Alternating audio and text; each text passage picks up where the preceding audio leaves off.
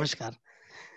Thank you. Once again, welcome all the students on another session on MHT CET Chemistry Last Moment Tips and Tricks. Now, student, सबसे पहले तो मैं आपको एक बात बता दूं कि आपने JEE का एग्जाम दिया है और अब आप MHT CET का एग्जाम देने वाले हो. आपने बोर्ड्स का भी एग्जाम दिया है. तो सबसे पहले मेरी आप सबसे रिक्वेस्ट है कि जस्ट बिलीव इन योरसेल्फ. बिल्कुल भी डरिएगा नहीं. The exam is going to be a cake walk, believe me. And as far as the three subjects of MHT CET are concerned, whether it is MHT CET engineering or MHT CET pharmacy, the most scoring, the subject and जो students का confidence हमेशा से boost करता आ रहा है, that is always been the chemistry, because इसका paper जो होता है वो बहुत आसान होता है.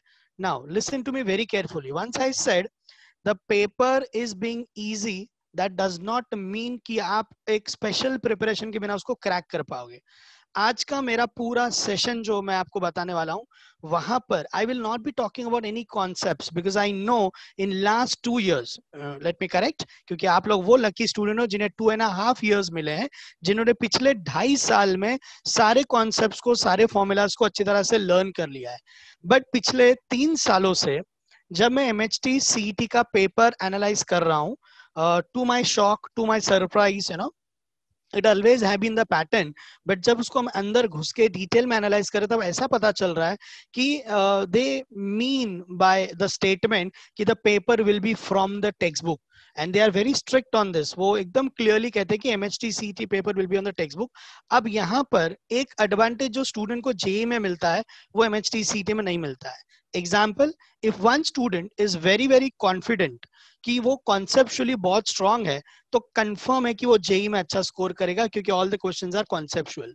बट अगर एक स्टूडेंट कॉन्सेप्चुअली स्ट्रांग है तो कुछ परसेंटेज ऑफ क्वेश्चन, कितना मैं आगे बताऊंगा, पूरा एनालिसिस किया है, कुछ परसेंटेज ऑफ क्वेश्चन वो अटेम्प्ट नहीं कर पाएगा because they are simply picked from the line of the text book and that word is disappeared and the 4 options are given and that becomes the MHT CET MCQ.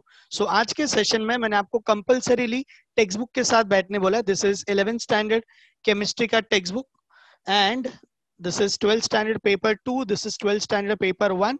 आप लोगों को ये text book के साथ बैठना है. What ever comes on the screen वो चीज और उसके आजू बाजू की कुछ चीजें आपको विदाउट माय इंस्ट्रक्शन आपको हाईलाइट कर लेनी, बिकॉज बिलीव मी आज कुछ चीजें ऐसी होंगी जो आप बोलोगे अरे ये मेरे टेक्स्ट बुक में है, ये मुझे पता ही नहीं था. एंड यही चीज का फायदा MHT CET उठाता और वहीं से क्वेश्चन फ्रेम होता है जहां पे स्टूडेंट का सोच खत्म होता है. So please believe me, this is something which I am not saying just on the basis of one paper.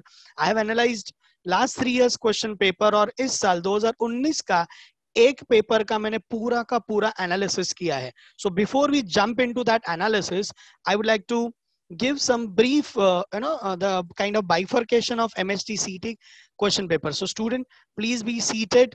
अच्छे से ध्यान से सुनना, फॉर्मेलिटी नहीं. दिस सेशन अगर आप ध्यान से सुनते हो और आने वाले 20 दिन सिर्फ और सिर्फ अगर आप जैसे अनुराग सर ने और अनिकेत सर ने कहा कि आप मॉर्निंग इवनिंग कोई भी एक क्वेश्चन पेपर सॉल्व करो एंड बाकी सब सब्जेक्ट में जो प्रोफेसर्स ने आपको कहा है वो फॉलो करना है. केमिस्ट्री में after solving a paper may be from any reference book, आपको एक ही चीज करना है, keep on reading the 11th standard 12th standard chemistry text book. Which part that will decide today, but just keep on reading. आपको कोई concept पे अभी काम करने की जरूरत नहीं है. एक आध 2 चैप्टर अगर आपके अभी अनप्रिपेयर्ड हैं, जैसे अनिकेत सर ने कल भी कहा था कि ऑल दो स्टूडेंट वर स्कोरिंग 40-45, आज का सेशन उनको 50 पे लेके जाएगा. But those were scoring in the range of 15, 20, 25, 30 और उनके अगर 2-4 चैप्टर अभी पेंडिंग है तो it is not the time to start with those chapter, it is a time to follow what I say, क्योंकि वो छोटी छोटी चीजें आपको डेफिनेट मार्क्स दे सकती हैं with minimum efforts. And the only thing that you are supposed to do in the next 15 to 20 days is keep on reading repeatedly government 11th standard 12th standard chemistry textbooks. This strategy will not work for physics and maths. This will work for only chemistry, and you will at the end of the session you'll be highly convinced कि yes, it works for chemistry. So just be with me and let's first do some kind of analysis of MHT CET. Chemistry, particularly will be talking about chemistry only. तो आपके सामने एक देख सकते हैं comparison chart है, जहां पर हमने नंबर ऑफ चैप्टर्स का डिवीजन किया है। आपको बहुत अच्छी तरह से मालूम होगा 11th स्टैंडर्ड के there are 9 chapters and 12th standard are 16 chapters as you can see on the screen. But physical chemistry, inorganic chemistry और ऑर्गेनिक का यहाँ पर बाइफर्केशन दिया गया है। अगर आप ध्यान से देखेंगे तो फिजिकल केमिस्ट्री के 11th स्टैंडर्ड में 4 चैप्टर्स है, which will come to that. Inorganic chemistry के 3 चैप्टर्स हैं और ऑर्गेनिक के 2 ही चैप्टर है, जिसमें एक जायंट चैप्टर है। When we come to 12th standard, physical chemistry section से there are 5 chapters. Inorganic chemistry से there are 4 chapters, and organic is a major chunk in 12th standard, including as many as 7 chapter, जिसके last के 3 chapter बहुत ही छोटे हैं और उसमें बहुत सारी क्रूशियल चीजें आज हमें डिस्कस करनी है। So this is your overall number of chapters, 16 in 12th standard and 9 in 11th standard. So total of 25 chapters आपको MHT CET के लिए प्रिपेयर करने होते हैं। आज मैं थोड़ा सा ज्यादा एग्जाम्पल और एम्फेसिस 11th पे भी करूंगा, because this is something that you are not touch may be in the recent past, but board की वजह से आई बिलीव कि आपका 12th स्टैंडर्ड जो सेक्शन है that is been very nicely done. So this is the number of chapter का distribution.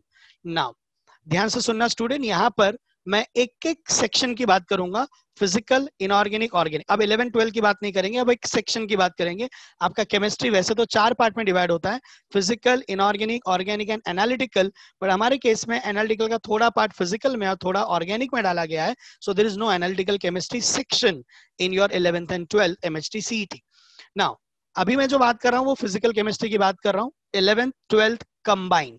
जो भी चैप्टर के सामने ब्रैकेट में नंबर लिखा हुआ है, that number indicates the probable number of MCQs that could be asked from that chapter. ये नंबर एक आध दो इधर उधर होने की इसलिए चांसेस हैं क्योंकि ये मैंने 3 पेपर का एनालाइज करके लास्ट ईयर का उसका एक एवरेज लिया हुआ है। So this could be here और there, but yes 12th 11th standard is very very clear, बहुत ही ज्यादा क्लियर है। 9 चैप्टर्स हैं और 10 MCQ आने वाले हैं। मतलब it's let me tell you, it's very simple कि हर चैप्टर से एक एक क्वेश्चन तो आएगा, बट किसी एक चैप्टर से शायद 2 क्वेश्चंस आएंगे। अब वो कौन से हो सकते हैं, that will depend from you know the shift wise it will vary, but mostly it should come from the 2 major chapters. वो जब आएंगे तब मैं बताऊंगा। तो फिलहाल आप देख सकते हैं some basic concept of chemistry, you can expect 1 MCQ, but इसमें भी आप फिजिकल केमिस्ट्री में याद रखिएगा, आप जब एक एमसीक्यू बोलते हैं तो that does not mean it is only MCQ, क्योंकि physical chemistry is the only section in chemistry जहां से न्यूमेरिकल्स भी आते हैं। तो न्यूमेरिकल का एनालिसिस मैं अलग से करूंगा, फिलहाल मैं नंबर ऑफ एमसीक्यू का एनालिसिस कर रहा हूं। तो let me talk about physical chemistry of 11th standard.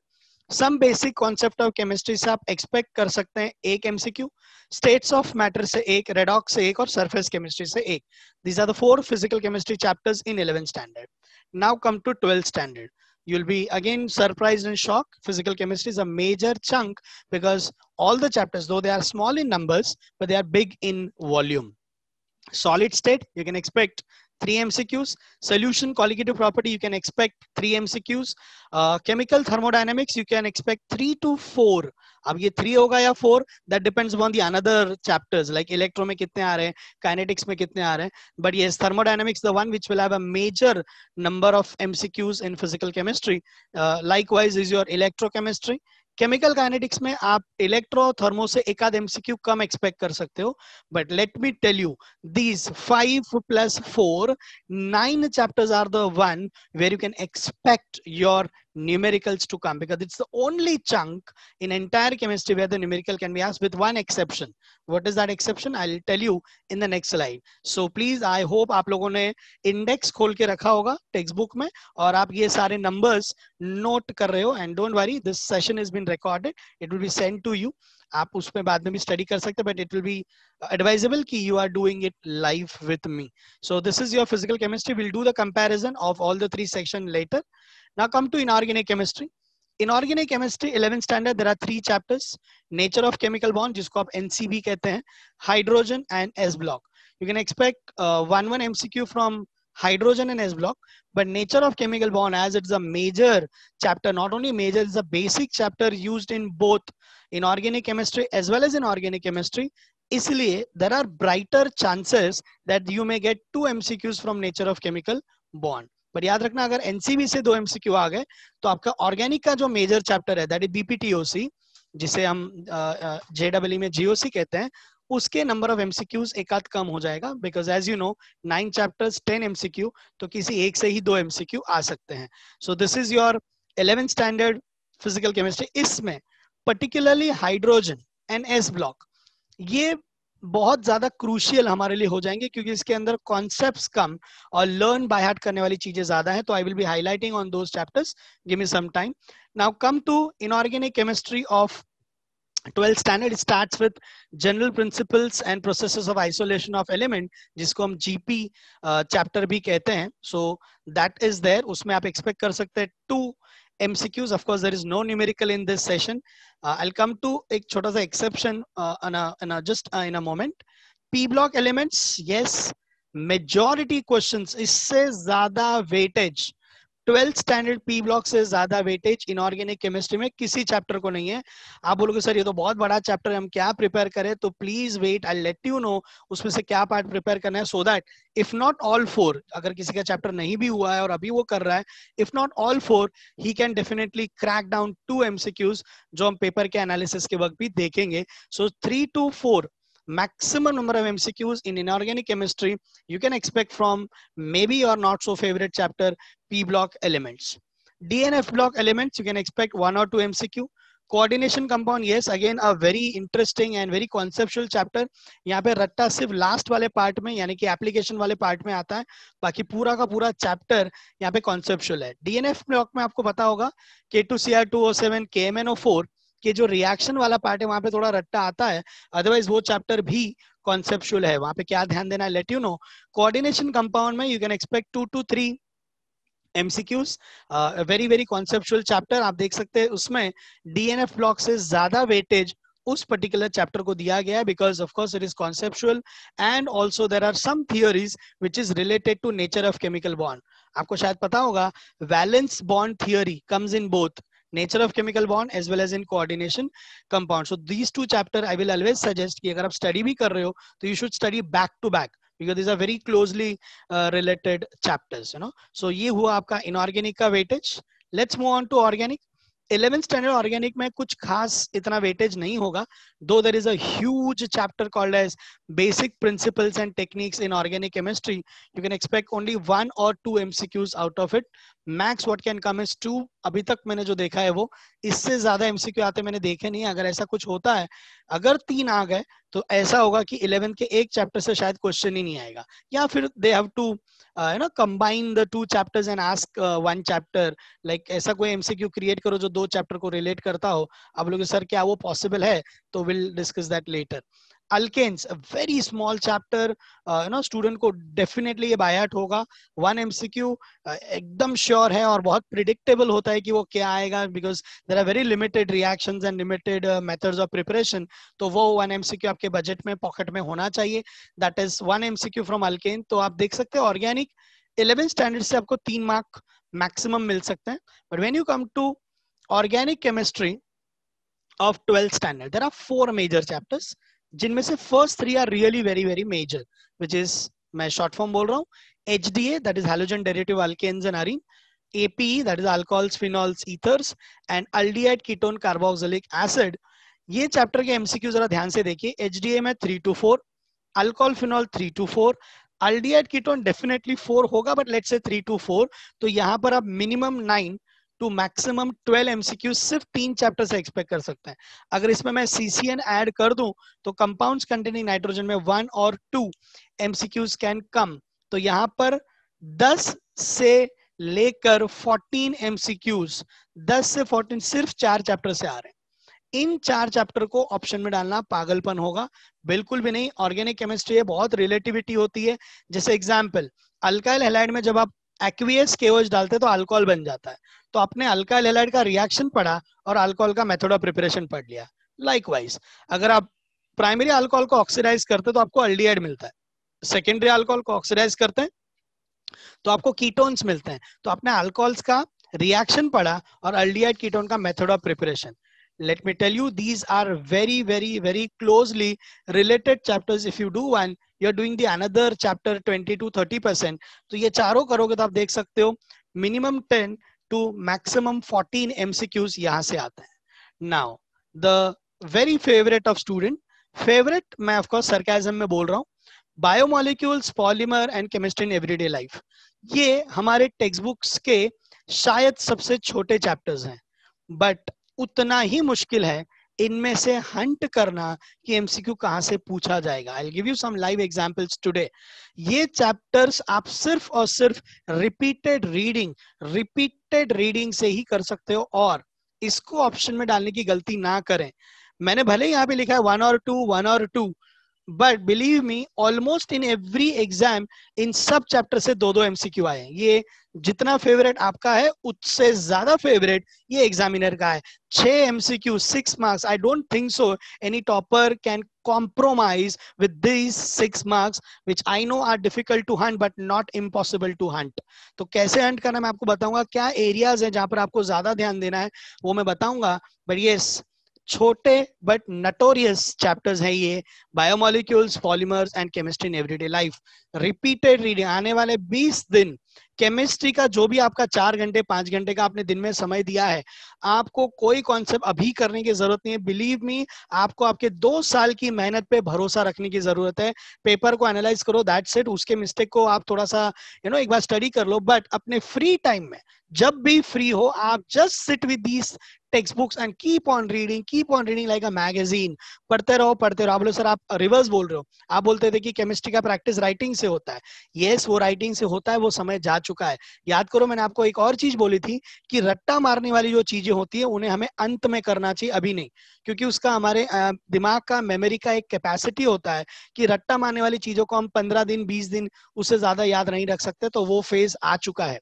Please start repeatedly reading. Which part, which section, कुछ 3-4 चैप्टर का पूरा पोस्टमार्टम करके मैं बताऊंगा, सो दैट आपको एक एज मिलेगा कि हमको पढ़ना क्या पार्ट है, कितना। बस वो रिपीटेडली पढ़ते रहो। And of course make a list of formulae for physical chemistry and just keep on revising the list of formulae, क्योंकि एक बार फॉर्मूला आ गया, फॉर्मूला क्लिक हुआ तो numerical just putting the value and doing the calculation. अच्छा, अब यहाँ पर organic chemistry में बीपीटीओसी के बारे में एक चीज कहना चाहूंगा। It's a very very vast chapter. Okay, अगर उसमें कॉन्सेप्चुअल पार्ट आता है, that is carbocation, carbon ion, inductive resonance, yes of course you attempt that MCQ on that moment only. But इसमें एक आपको सेक्शन पता होगा जहां पे न्यूमेरिकल आने का थोड़ा सा डर होता है, और वो है जेल्डास ड्यूमास वाले मेथड।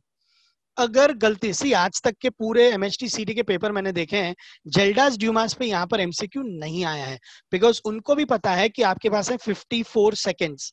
बिलीव मी, अगर आप केमिस्ट्री का पेपर थोड़े टेक्निक के साथ करो तो आप ये पेपर में इतना समय बचा सकते हो कि आप फिजिक्स को अच्छा खासा टाइम दे सकते हो।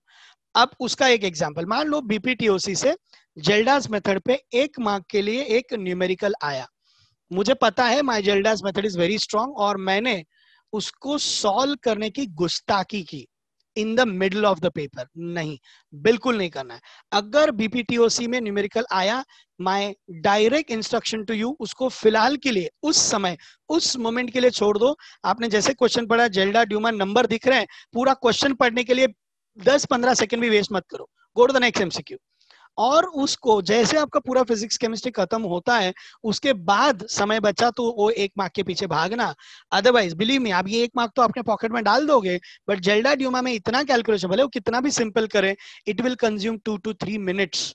और 2 से 3 मिनट का मतलब आपने बाकी 3 एमसीक्यू का टाइम इसके अंदर डाल दिया, और शायद पीछे के बहुत सिंपल एमसीक्यूज तक आप नहीं पहुंच पाओगे। मैं रिपीट करता हूं, अगर यहाँ पे थियोरेटिकल क्वेश्चन आया, ज्यादातर यहाँ पे आईयूपीएससी पूछते हैं, पॉलीफंक्शनल वाला, उससे ज्यादा कुछ पूछते नहीं है।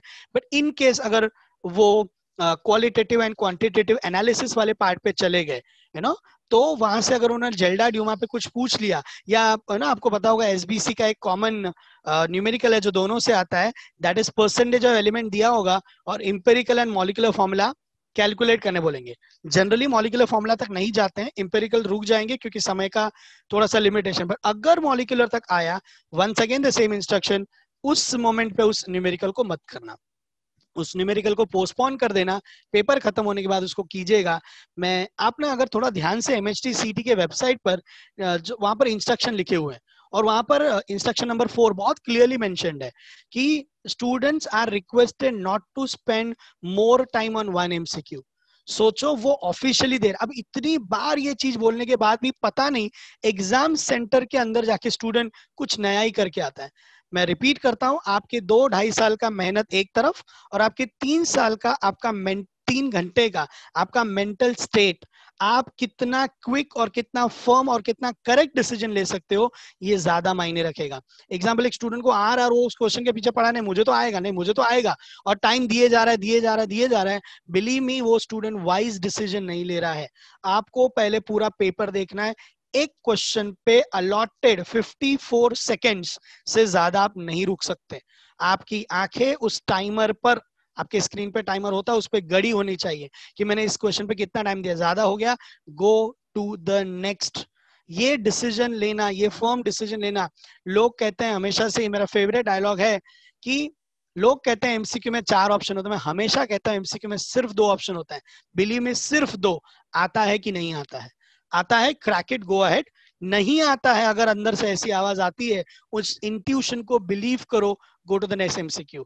ये आपका टाइम कैलकुलेशन, एक एक सेकेंड आपको लेटर स्टेज में जब आप पेपर कंप्लीट करोगे is definitely going to help you. तो कुछ क्वेश्चंस ऐसे होंगे जैसे थर्मोडायनेमिक्स के कुछ न्यूमेरिकल्स, जैसे मैंने कहा जेल्डा ड्यूमा के न्यूमेरिकल्स। अगर आपको लग रहा है, देख के ही पता चलता है यार इतना मेहनत हमने किया है, पहले तो अपने आप पे भरोसा डेवलप करो। We Arihant academy have trust in you, we believe in each and every student who is going to appear in MHT CET. आपने 2.5 साल मेहनत किया है और वो कहीं नहीं जाने वाला, वो आपके साथ आपके दिमाग में रजिस्टर्ड है। Believe in yourself, but yes on that moment take a call कि नहीं ये क्वेश्चन थोड़ा लेंदी लग रहा है, let me not do it now. ये डिसीजन आपको बहुत हेल्प करेगा। सो बीपीटीओसी पे मैंने इंस्ट्रक्शन दिया कि do not solve Kjeldahl Dumas का numerical at that moment, theory question है, go ahead and just solve it. So this was the number of MCQs का थोड़ा सा मैंने bifurcation. Let's come to a summary कि हम कौन से सेक्शन से कितने क्वेश्चंस एक्सपेक्ट कर सकते हैं। फिजिकल केमिस्ट्री, जैसे मैंने स्लाइड पे भी बताया था, 11 में 4 से 5, बट 12 में 14 to 15, तो you can expect minimum 18 MCQs combined, 11 plus 12 in MHT CT out of 50 MCQs। आप एक्सपेक्ट कर सकते हैं 18 to 22 MCQs, which is around 35 to 45% आपका फिजिकल केमिस्ट्री से आने वाला है। It will vary from shift to shift and day to day and year by year, but minimum to maximum का रेंज यहाँ पर मैं देने की ट्राई कर रहा हूँ। मतलब फिजिकल केमिस्ट्री को या उसके ज्यादा चैप्टर को ऑप्शन में डालना, ये ऑप्शन है ही नहीं अगर मुझे 45% MCQ वैसे आने वाले हो तो। इनऑर्गेनिक केमिस्ट्री 11 से 3 से 4, 12 से 6 से 8, मिनिमम 9 टू मैक्सिमम 12 MCQs आप एक्सपेक्ट कर सकते हो फ्रॉम इनऑर्गेनिक।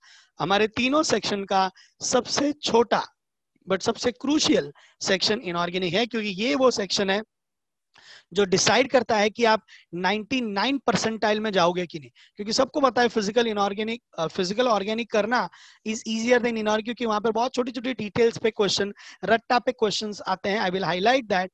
तो ज्यादातर स्टूडेंट इसको स्किप करने की मेंटालिटी रखते हैं, तो स्किप करना of course is one of the wisest and one of the easiest decision, provided अगर आपने उसको प्रिपेयर अभी तक नहीं किया है। हाँ, बट अभी तक किया है तो just keep on reading the book as I told you. तो ये वो नंबर ऑफ न्यूमेरिकल्स हैं जो वो 45 से लेके 49 वाला या 45 से लेके 50 वाला जो अचीवर स्टूडेंट है वो डिसाइड करते हैं। क्योंकि ज्यादातर जो अभी तक मेरा एनालिसिस रहा है फिजिकल ऑर्गेनिक में, जिन्होंने 2.5 साल मेहनत की है, 2 साल मेहनत की है, उनका मार्क्स यहाँ पे नहीं जाता है। जो भी जाता है वो इनऑर्गेनिक में जाता है। क्यों, वो भी मैं आपको एग्जाम्पल के साथ बताऊंगा। So though it is a small section but we can not take it lightly. Organic chemistry 11 भले ही थोड़ा सा वेटेज कम दे रहा है, 2 से 3 mark, but look at 12th standard 15 to 19 MCQs, है ना। तो आप देख सकते हैं 17 से 22, मतलब ऑलमोस्ट नेक टू नेक जो आपका फिजिकल केमिस्ट्री है उसके बराबर ही आपका ऑर्गेनिक केमिस्ट्री भी चलता है। This is minimum to maximum. मैंने 4-5 साल के पेपर, इसका टोटल मत करने बैठना सर ये 50 से कम हो रहा है या 50 से ज्यादा। This is minimum to maximum का रेंज। अगर फिजिकल बढ़ गया तो ऑर्गेनिक कम हो जाएगा, ऑर्गेनिक बढ़ गया तो फिजिकल कम होगा। ये एक रेंज मैं आपको देने की ट्राई कर रहा हूँ, सो दैट कौन से सेक्शन पे आने वाले समय में आप कितना समय दोगे वो आप एक बहुत ही फर्म डिसीजन यहाँ पर ले सकते हो। So that is there in the chart. ये चार्ट बहुत इंपॉर्टेंट है। It will give you some idea how to prepare, what to prepare, when to prepare. Now coming to very interesting statistics, शायद ही किसी ने ये एनालिटिक्स आपके सामने कभी रखे हो।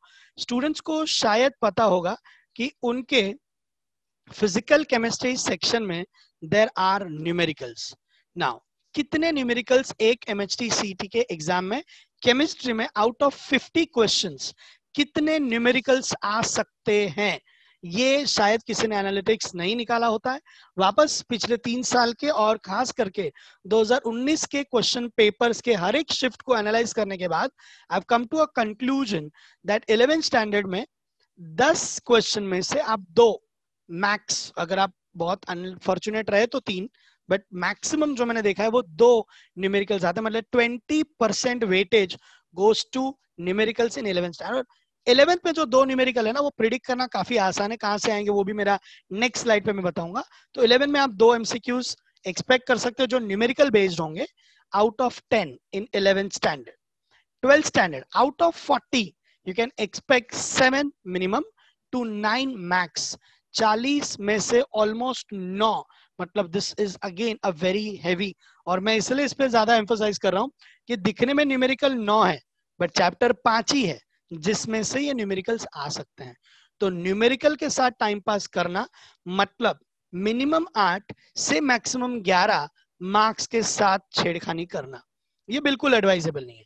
आप अगर 11 प्लस 12 के सारे list of formulae page chapter wise pages बना देते हो और उनको लर्न बाय कर लेते हो, believe me the numericals are so simple. Just pick the value, put it there, calculate, done. In fact, the numbers given to you are whole number multiples because they are aware of the time constraint. तो ये 11 question के साथ बिल्कुल छेड़खानी ना करें। अगर नहीं भी किया है, भले आपको वो चैप्टर नहीं आता, उनका फॉर्मूला लर्न बाय हार्ट कर डालो, लर्न बाय हार्ट। आपको डेटा देख के पता चल जाएगा कि यही करना है। नंबर ऑफ मोल्स पूछा है, वॉल्यूम दिया है, तो सीधी बात है नंबर ऑफ वॉल्यूम का वो 22.4 वाला एक ही फॉर्मूला है। तो अगर आप ऐसा भी करते हैं तो आप ये 11 एमसीक्यू पॉकेट में डाल सकते हैं। But again condition applied. यहाँ पर मान लो इलेक्ट्रोकेमिस्ट्री का नर्न्स्ट इक्वेशन पे एक न्यूमेरिकल जो अभी तक नहीं आया है, बहुत रेयर आता है। अगर नर्न्स्ट पे आया भी तो वो 1 मोलार कॉन्सेंट्रेशन के लिए आता है, कॉन्सेंट्रेशन चेंज करके या वो E0 वाला वो अलग से नहीं पूछते हैं। बट अगर इन केस आया, वापस मैं कहता हूं ये आपका डिसीजन है।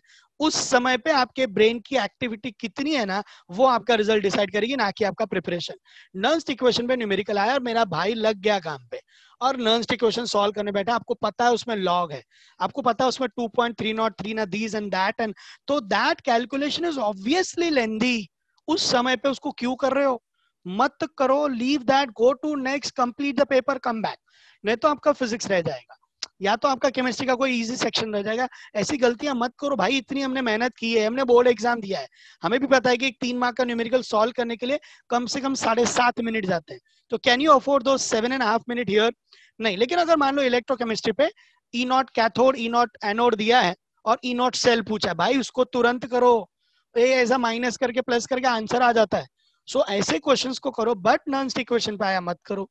थर्मोडायनेमिक्स में अगर सिंपल क्वेश्चन आ रहे हैं, वर्क डन आ रहे, कर लो। हाँ, बट अगर बहुत ज्यादा लॉग वाले आ रहे हैं, बहुत बड़े इक्वेशन वाले आ रहे हैं, उस समय पे मत करो। जैसे आपको मालूम होगा वो calculate these are the steps, so calculate this work done, तो आपको मालूम है इक्वेशंस को रिवर्स करके ये करके हर एक का डेल्टा एच लाके फिर फाइनल डेल्टा एच। अब ये 3 स्टेप को मैं 30 सेकेंड भी गिनूं तो 1.5 मिनट आपका चला जाएगा, जो आपके किसी एक क्वेश्चन से जा रहा है। मैं वापस बार बार एक चीज स्टूडेंट हाईलाइट करने की कोशिश कर रहा हूँ, 2.5 साल का प्रिपरेशन एक तरफ, उस मोमेंट पर उस एमसीक्यू पे आपका wise decision, right decision on right moment is very important. हर एक चीज जो आता है वो अटेम्प्ट करना जरूरी नहीं है, हर एक चीज जो आता है वो करेक्ट समय पे अटेम्प्ट करना जरूरी है। So please believe me, this is going to play a very very very crucial role. So ये थे आपके न्यूमेरिकल का स्टैटिस्टिक। अब लोग सर 11-12 में न्यूमेरिकल्स कौन से चैप्टर से और कितने एक्सपेक्टेड है? Here is the statistics. ये नंबर भी आप चाहो तो नोट कर सकते हो। चैप्टर वाइज न्यूमेरिकल आपको पता होगा कि फिजिकल केमिस्ट्री से ही न्यूमेरिकल आते हैं, तो 11 में 2 ही फिजिकल केमिस्ट्री के चैप्टर्स हैं जिसपे न्यूमेरिकल्स है। वैसे चैप्टर 4 है, कौन से? आपका SBC, states, redox and surface, but redox and surface पे देयर आर नो न्यूमेरिकल। तो सीधी बात है 2 न्यूमेरिकल एंड पेपर हो गया लीक, वो दोनों न्यूमेरिकल आने वाले हैं स्टेट्स ऑफ मैटर या एसबीसी से। यानी इसका उल्टा मतलब एसबीसी से अगर न्यूमेरिकल नहीं आया तो उसका थियोरी आएगा, बट न्यूमेरिकल आने का चांस ज्यादा क्यों है? मैं ये इसलिए बता रहा हूं कि स्टेट्स ऑफ मैटर और एसबीसी में थियोरी पे ज्यादा समय ना गवाएं, क्योंकि अगर रूल है कि 10 में से उनको 2 एमसीक्यू पूछने न्यूमेरिकल बेस्ड, और वो 2 न्यूमेरिकल वो सिर्फ 2 ही चैप्टर से पूछ सकते हैं, तो सीधा मतलब क्या हुआ कि स्टेट्स ऑफ मैटर और सम बेसिक कॉन्सेप्ट से थियोरी आने का चांस कम हो जाता है। ये एनालिसिस नहीं करोगे तो इसके थियोरी में ज्यादा समय देते रहोगे। हाइड्रोजन के बाद देखो मैंने क्वेश्चन मार्क किया है। हाइड्रोजन पे ना आज तक कभी 11th के फाइनल एग्जाम में ना एमएचटी सीट में न्यूमेरिकल आया नहीं है, बट वहां पर हाइड्रोजन पेरोक्साइड का स्ट्रेंथ मैं आपको स्क्रीन पे बताऊंगा, उसके फॉर्मूले दिए हैं और उसके नीचे एक न्यूमेरिकल सॉल्व करके दिया है। अगर टेक्स्ट बुक न्यूमेरिकल सॉल्व करके दे रहा है, that means the numericals are in the syllabus. तो ये देखो मैंने क्वेश्चन मार्क किया है। क्वेश्चन मार्क क्यों? क्योंकि आज तक तो नहीं आया है, ज्यादातर स्टूडेंट ने इस पार्ट को इग्नोर किया है। और बिलीव मी, इसका एक बार डायरेक्ट क्वेश्चन हमारे जेडब्ल्यू एग्जाम में आ गया था कि वॉल्यूम स्ट्रेंथ ये है तो परसेंटेज स्ट्रेंथ कितना होगा H2O2 का। And believe me, it's just one line formula, but provided कि वो फॉर्मूला याद हो, वो देखा है तो आसान है। पेपर इजी डिफिकल्ट कैसे होता है? अगर मैं जो पढ़ के गया वो आया तो पेपर इजी, जो मैं नहीं पढ़ के गया आया तो पेपर डिफिकल्ट। पेपर तो वही है, हर एक स्टूडेंट का परसेप्शन चेंज होता है क्योंकि आपने वो पार्ट आपकी नजरों के सामने से गया है कि नहीं। तो hydrogen, yes it's a big question mark, आज तक तो नहीं हुआ है, but we can not ignore the probability. मैं हर एक मतलब बिलीव मी, मैंने बहुत अंदर घुस के इसके ऊपर काम किया सो दैट मेरे थोड़ी मेहनत करने से अगर आपके 4-5 मार्क बढ़ जाते हो, I think that's the only aim of this particular session. तो हाइड्रोजन में yes there are bright chances कि हमारे जो भी 6-8 अटेम्प्ट शिफ्ट होने वाले हैं, कहीं एक में इस पे न्यूमेरिकल आ सकता है। From where I let you know the page number also. सो मैं रिपीट करता हूँ स्टूडेंट, ये आई डोंट नो आपने इसको ध्यान से सुना कि नहीं। 10 में से 2 न्यूमेरिकल आने वाले और न्यूमेरिकल वाले चैप्टर ही 3 है। तो सीधी सी बात है कि आप एसबीसी और स्टेट्स ऑफ मैटर से आप न्यूमेरिकल एक्सपेक्ट करो। स्टेट्स ऑफ मैटर वो 3-4 लॉ और आइडियल गैस इक्वेशन खत्म, बॉयल्स लॉ, चार्ल्स लॉ, आपका आइडियल गैस इक्वेशन, 3-4 न्यूमेरिकल के फॉर्मूले लिखे, बस डायरेक्ट सब्स्टिट्यूशन वाला फॉर्मूला बेस्ड क्वेश्चन आएगा, तो इसमें कॉम्प्रोमाइज नहीं कर सकते। Now coming to 12th standard, 8 या 7 से 9 न्यूमेरिकल आने वाले हैं। सॉलिड स्टेट से न्यूमेरिकल आने के चांसेस सिर्फ एक आध का है, बहुत ज्यादा नहीं, क्योंकि उस पर आपको मालूम है कि इतने ज्यादा इंटरेस्टिंग न्यूमेरिकल क्रिएट नहीं हो सकते। सोल्यूशन क्वालिटेटिव यस 1 से 2। केमिकल थर्मोडायनामिक्स, आप जरा ध्यान से देखना, मजा आएगा। थर्मोडायनेमिक्स, इलेक्ट्रोकेमिस्ट्री, ये चैप्टर से टोटल क्वेश्चन ही आने वाले 3 या 4। But look at the number of numerical that have been asked in the last so many attempts and years. आप देख सकते हैं 2-3 मतलब 50% thermodynamics and 50% electrochemistry is numerical based. अगर 4 क्वेश्चन तो 2 न्यूमेरिकल एक्सपेक्ट करो। इनफैक्ट अभी जो मैं पेपर आपके सामने रख रहा हूँ वहां पे तो 3 न्यूमेरिकल आए थे, 4 क्वेश्चन आए थे और 3 न्यूमेरिकल आए थे। मतलब इन चैप्टर्स के न्यूमेरिकल्स को कॉम्प्रोमाइज करना will be again a very very bad idea. जब पता ही है कि पेपर ये करने वाला है फिर भी नहीं कर रहा हूं मैं, उसको कहते हैं पैर पे कुल्हाड़ी मारना। तो आपको पैर पे कुल्हाड़ी मारना है कि नहीं, ये आप डिसाइड करो, क्योंकि न्यूमेरिकल्स तो भाई आएंगे। And believe me, I have gone through it, the numericals were very very very predictive. Direct substitution, whole number multiples, you can get, of course, not in 54 seconds, but at least in around you can say 80 to 90 seconds you can get it. But don't worry, कुछ ऐसे questions आएंगे जो आप 30 second में solve करोगे। कौन से, वो भी मैं आपको आगे बताऊंगा। Chemical kinetics, again you can not expect more numericals, just 1 और 2, मैक्सिमम प्रोबेबिलिटी एक का ही है। तो अगर मुझे 9 में से 7 या 8 न्यूमेरिकल्स को मेरे पॉकेट में डालना है 12th स्टैंडर्ड से, तो सोल्यूशन, थर्मो, इलेक्ट्रो के न्यूमेरिकल्स मुझे बाय आउट होने चाहिए।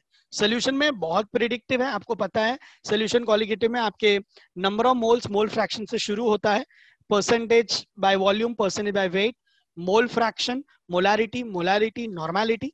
उसके बाद आपके 4 qualitative property and went of factor. ये 9 फॉर्मूला आपने बाय आउट किया, आपका 2 मार्क पॉकेट में गया। अब जब मुझे पता है कि 9 फॉर्मूले से 2 मार्क मिलता है ना, मैं करता हूं, अगर मैं स्टूडेंट हूं। यस, इसमें एक चैप्टर जो आपके लिए थोड़ी सी मुसीबत बन सकता है अगर वो प्रिपेयर नहीं है, तो वो है थर्मोडायनामिक्स, क्योंकि यस द नंबर ऑफ फॉर्मूले are more, but yes at the same time the number of numericals also are more. Electrochemistry, list of 5 फॉर्मूले खत्म। वो आपका ई नॉट वाला आपका जो एंट्रोपी वाला है वो, और आपका नॉन स्टिकेशन, 3-4 फॉर्मूले आपने किए, इलेक्ट्रोकेमिस्ट्री खत्म। हाँ वापस नर्स पे क्वेश्चन आया, अभी नहीं करना है, पेपर खत्म करके करना है। Nurse is always lengthy calculation. Chemical kinetics आपको मालूम है, आपका integral rate equation, half life, यही वाले न्यूमेरिकल्स यहाँ पे आते हैं। मेजॉरिटी मैंने जो देखा है वो फर्स्ट लॉ का इंटीग्रल रेट इक्वेशन और आपका हाफ लाइफ, ज्यादातर हाफ लाइफ, मतलब आपको रेट कांस्टेंट दिया होगा, हाफ लाइफ बोलेंगे। या इसमें एक छोटा सा ट्विस्ट आ सकता है कि ग्राफिकल क्वेश्चन पूछ सकते हैं, मैं आपको थोड़ा सा बताऊंगा। लेकिन ये दो chapter, states of matter and chemical kinetics, you can expect a graph वाले question. Example, pressure is inversely proportional to volume, तो if I plot P by V, what will be the nature of graph, कैसे दिखेगा। If I plot P by 1 by V, तो it's a straight line, तो वो कैसा graph आएगा। तो आपको बोलेंगे in Boyle's law we plotted a graph of this by this, 4 option में 4 ग्राफ होंगे, which of the following is a correct graph. ऐसे ग्राफिकल क्वेश्चन आप एक्सपेक्ट कर सकते हो from 3 chapters, surface chemistry, Freundlich adsorption isotope बताऊंगा मैं, states of matter and chemical kinetics, क्योंकि यही वो चैप्टर्स है जहां पे ग्राफिकल प्रेजेंटेशन भी आता है।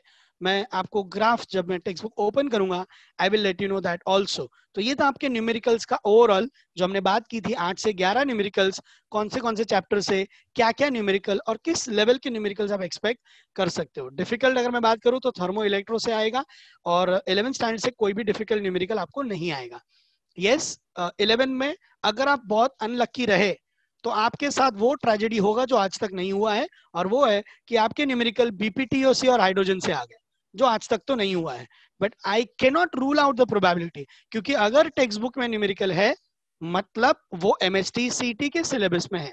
हाँ, बट जेल्डा ड्यूमाई के न्यूमेरिकल, इलेक्ट्रो पे, नर्स पे numerical, repeatedly I am saying that उस समय पे आपको नहीं करना है। Moving on to what is the importance of reading the government text book in MHT CET. सारा कॉन्सेप्शुअल नॉलेज एक तरफ और टेक्स्ट बुक का इनकम्प्लीट नॉलेज होना, इसका डैमेज एक तरफ। ये स्टूडेंट को मैं इतनी बार बोलता हूं बट वो नहीं समझ, उनको लगता है कि इन्हें आदत है ऐसा बोलने की, बट हमें पता है कि हमें क्या करना है। बेटा believe me, I mean to this from last 18 years I have been analyzing the paper, and this was the same instruction given to Nikhil in the know for scoring 99.999 जो भी उसका परसेंट है, एंड 26th पूरे महाराष्ट्र का उसका rank था, उसमें ये वाले इंस्ट्रक्शन का बहुत इंपॉर्टेंट रोल था। और ये काम, आप डरिए मत, आपके लिए लेट नहीं, और ये काम हमने उनको भी लास्ट के 10 से 15 दिन में ही बोला था। The only difference was they just did not listen to us, they followed it. उन्होंने सुना और अप्लाई किया, और उससे अपने माँ बोलते ना, वो मगरमच्छ के मुंह में से हाथ डाल के निकालने वाला काम उन्होंने किया है, और वो आप भी कर सकते हो।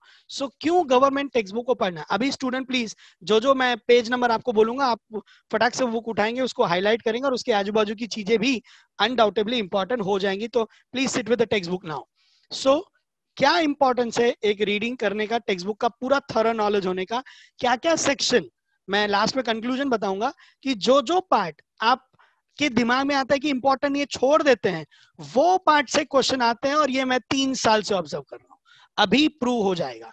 अभी जो मैं आपके सामने पेपर लाने जा रहा हूं वो है 2019 एमएचटी सीटी सेकेंड में मॉर्निंग शिफ्ट का पूरा एक ही पेपर। मैं 10 पेपर का एग्जांपल नहीं दूंगा आपको, 10 अलग अलग पेपर का दूंगा तो आपको लगेगा पूरा पेपर ही रट्टा है। एक ही पेपर का पूरा एनालिसिस आप क्रॉस चेक कर लेना।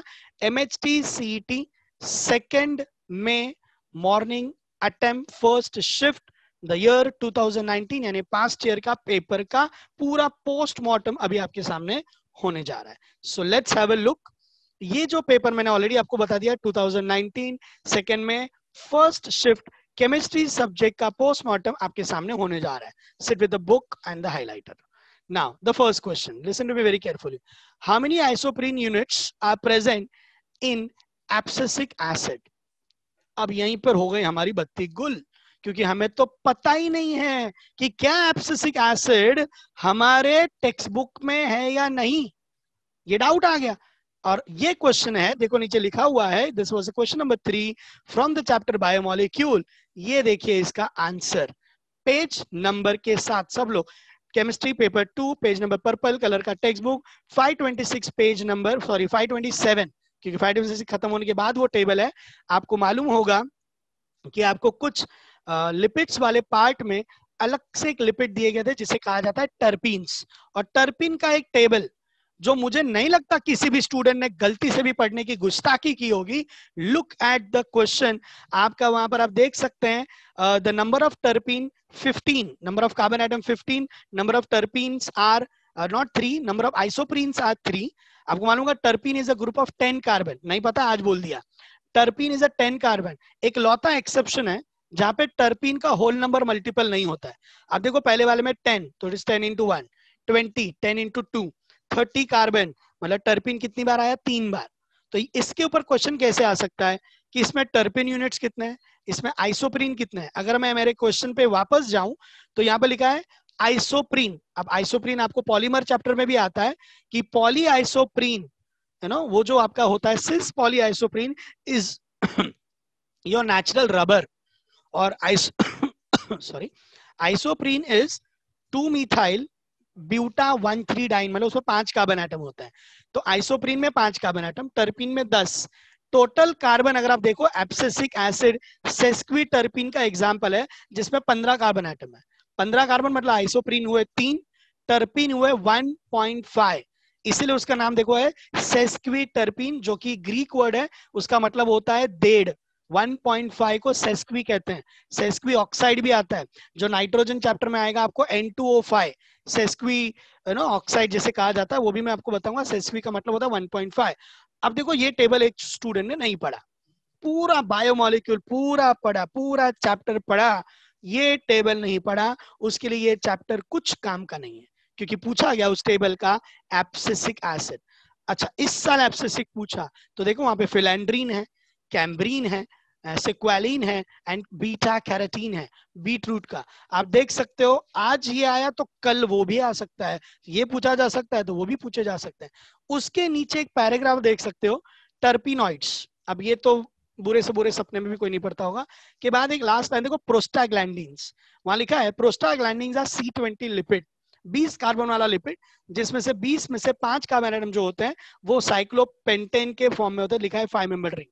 तो आपको पूछा जाएगा what are prostaglandin, how many carbon atoms are there in prostaglandins. अब आप बोलो अरे सर ये तो टेक्स्ट बुक में था ही नहीं। आपने एक कोना, एक वर्ड मिस किया, वो आ गया MHT CET का पहला क्वेश्चन, बायोमोलिक्यूल ऑर्गेनिक। पहले शायद सारे क्वेश्चन मैंने ऑर्गेनिक के किए हैं, तो let's see second chapter. Which amongst the following compound is used in decaffeination of coffee? अब एक स्टूडेंट बोलता है सर मेरा HDA ना बहुत स्ट्रांग है सर, आप कुछ भी पूछो, चलो दो आंसर, दो आंसर। आपका HDA बहुत स्ट्रांग है ना, SN1 SN2, यू नो, ये वो स्टीरियो केमिस्ट्री, ऑप्टिकल आ रहे सब आता है आपको। बट क्वेश्चन देखो मैंने कहां से बनाया, which among the following compound is used in decaffeination of coffee. ये रहा उसका आंसर। चैप्टर का अंत, uses and environmental effects of some alkyl halides में पहला ही डाई हैलाइड था मिथिलीन डाइक्लोराइड, और उसका यूज नंबर 3 पढ़ो, use number 3, it uses to decaffeinate tea और कॉफी। इस साल ये आया, अगले साल या आने इस साल 2020 में उसके ऊपर वाला, वो देखो लिखा है वहां पे, it is a degreaser used in the paint, है ना, और पेंट रिमूवर, पेंट लगा होता है किसी के ऊपर से हटाना है तो methylene dichloride is a very good solvent for paint, तो डिसॉल्व करके निकाल देता है। तो देखो ये वाला पार्ट। अब यहाँ पर सिर्फ यही नहीं है, उसके नीचे क्लोरोफॉर्म है, उसके नीचे कार्बन टेट्राक्लोराइड है, DDT है, उसके सबके यूजेस दिए हैं। तो अगर आप देखो HDA में बहुत स्ट्रॉन्ग थे, आपने 10.14 से लास्ट हेडिंग आपने नहीं पढ़ा, हमारे लिए HD शायद कुछ काम का नहीं रहा, या एक आध क्वेश्चन हमारा चला गया क्योंकि वो रट्टा बेस्ड आया। देखो कितने छोटे से कोने से MCQs क्रिएट हो रहे हैं। मैं बार बार कह रहा हूं, whatever you tend to leave, that is what they tend to ask. Organic chemistry का सेकंड एग्जांपल, HDA का कॉन्सेप्चुअली स्ट्रॉन्ग स्टूडेंट यहाँ पे हो गया फेल, क्योंकि यहाँ पे कोई कॉन्सेप्ट नहीं है, इट्स अ प्योर रट्टा। इसलिए बोलो बार बार टेक्स्ट बुक पढ़ते रहो। Which of the following polymer is used in paint. अब ये तो जानलेवा चैप्टर है, मतलब क्या कहाँ से पूछ लेंगे मुझे पता नहीं, बट 2019 में ये स्टूडेंट बहुत लकी था, या ये स्टूडेंट्स बहुत लकी थे जिनको ये क्वेश्चन आया कि which of the following polymer is used in paint. क्योंकि नेरोलैक कंपनी हमें मालूम है, नेरोलैक कंपनी पेंट इंडस्ट्री वाला है, उससे मैच होने वाला एक ही नाम है नोवोलैक। नोवोलैक आपको मालूम होगा, it is the intermediate of bakelite. Bakelite बनाते, अच्छा मैं इतना लेक्चर क्यों दे रहा हूँ, हैव अ लुक। ये देखिए आपका page number 541 of government text book paper 2, chemistry का पेपर 2। पेपर 1 पेपर 2 में इसलिए नहीं बोल रहा हूँ क्योंकि अगर आप गवर्नमेंट टेक्स्ट बुक में नंबरिंग देखेंगे तो 1 से लेके 200 एंड समथिंग तक या 300 तक पेपर 1 है और वही नंबर कंटिन्यू है इन पेपर 2। तो 541 पेज आप देख सकते हो नोवोलैक, और उस रिएक्शन जहां खत्म हो रहा है उसके नीचे एक छोटा सा लाइन, आधा line, this linear polymer novolac is used in the paints. अब ये लाइन मैंने नहीं पढ़ा, पॉलीमर चैप्टर का मेरा काम तमाम हो चुका। मैं वापस कहता हूँ, रिपीटेड रीडिंग, बार बार प्रूव कर रहा हूँ। अच्छा चलो आपने ये लाइन पढ़ा था, अब मुझे बताओ ये एमसीक्यू क्रैक करने कितना टाइम लगेगा? ये लाइन पढ़ के गए थे आप, ये एमसीक्यू क्रैक करने 54 सेकेंड। क्यों भाई, क्यों 54? क्लिक करने के लिए? क्या माउस जाम हो गया आपका? ये क्वेश्चन क्रैक होता है 10 से 12 सेकंड में, और ये समय आपको देना है न्यूमेरिकल में। सो मैं वापस कहता हूं, दो ही ऑप्शन है, एमसीक्यू आता है कि नहीं आता है। अगर पता है कि नोवोलैक पेंट में यू खत्म, इसे क्लिक करो भाई, ये ना which are the following are used in paint, novolac खत्म। मुझे पढ़ने के लिए 10 सेकंड लगे, सॉल्व करने के लिए 10 और second, 20 second I am out of it. मैंने 24 सेकंड बचा है, मैं आगे यूज करूंगा, ऐसा करना पड़ेगा। Speed is very important. One more question, ये है हमारे कोऑर्डिनेशन कंपाउंड, अगेन पेपर 2 का ये है, विच among the following is used in the treatment of cancer. अब वापस जहां पे चैप्टर खत्म होता है वहां पर होते हैं यूजेस, मेडिसिनल यूजेस, ये वो। This is from the chapter coordination compound. ये रहा वो वाला पेज।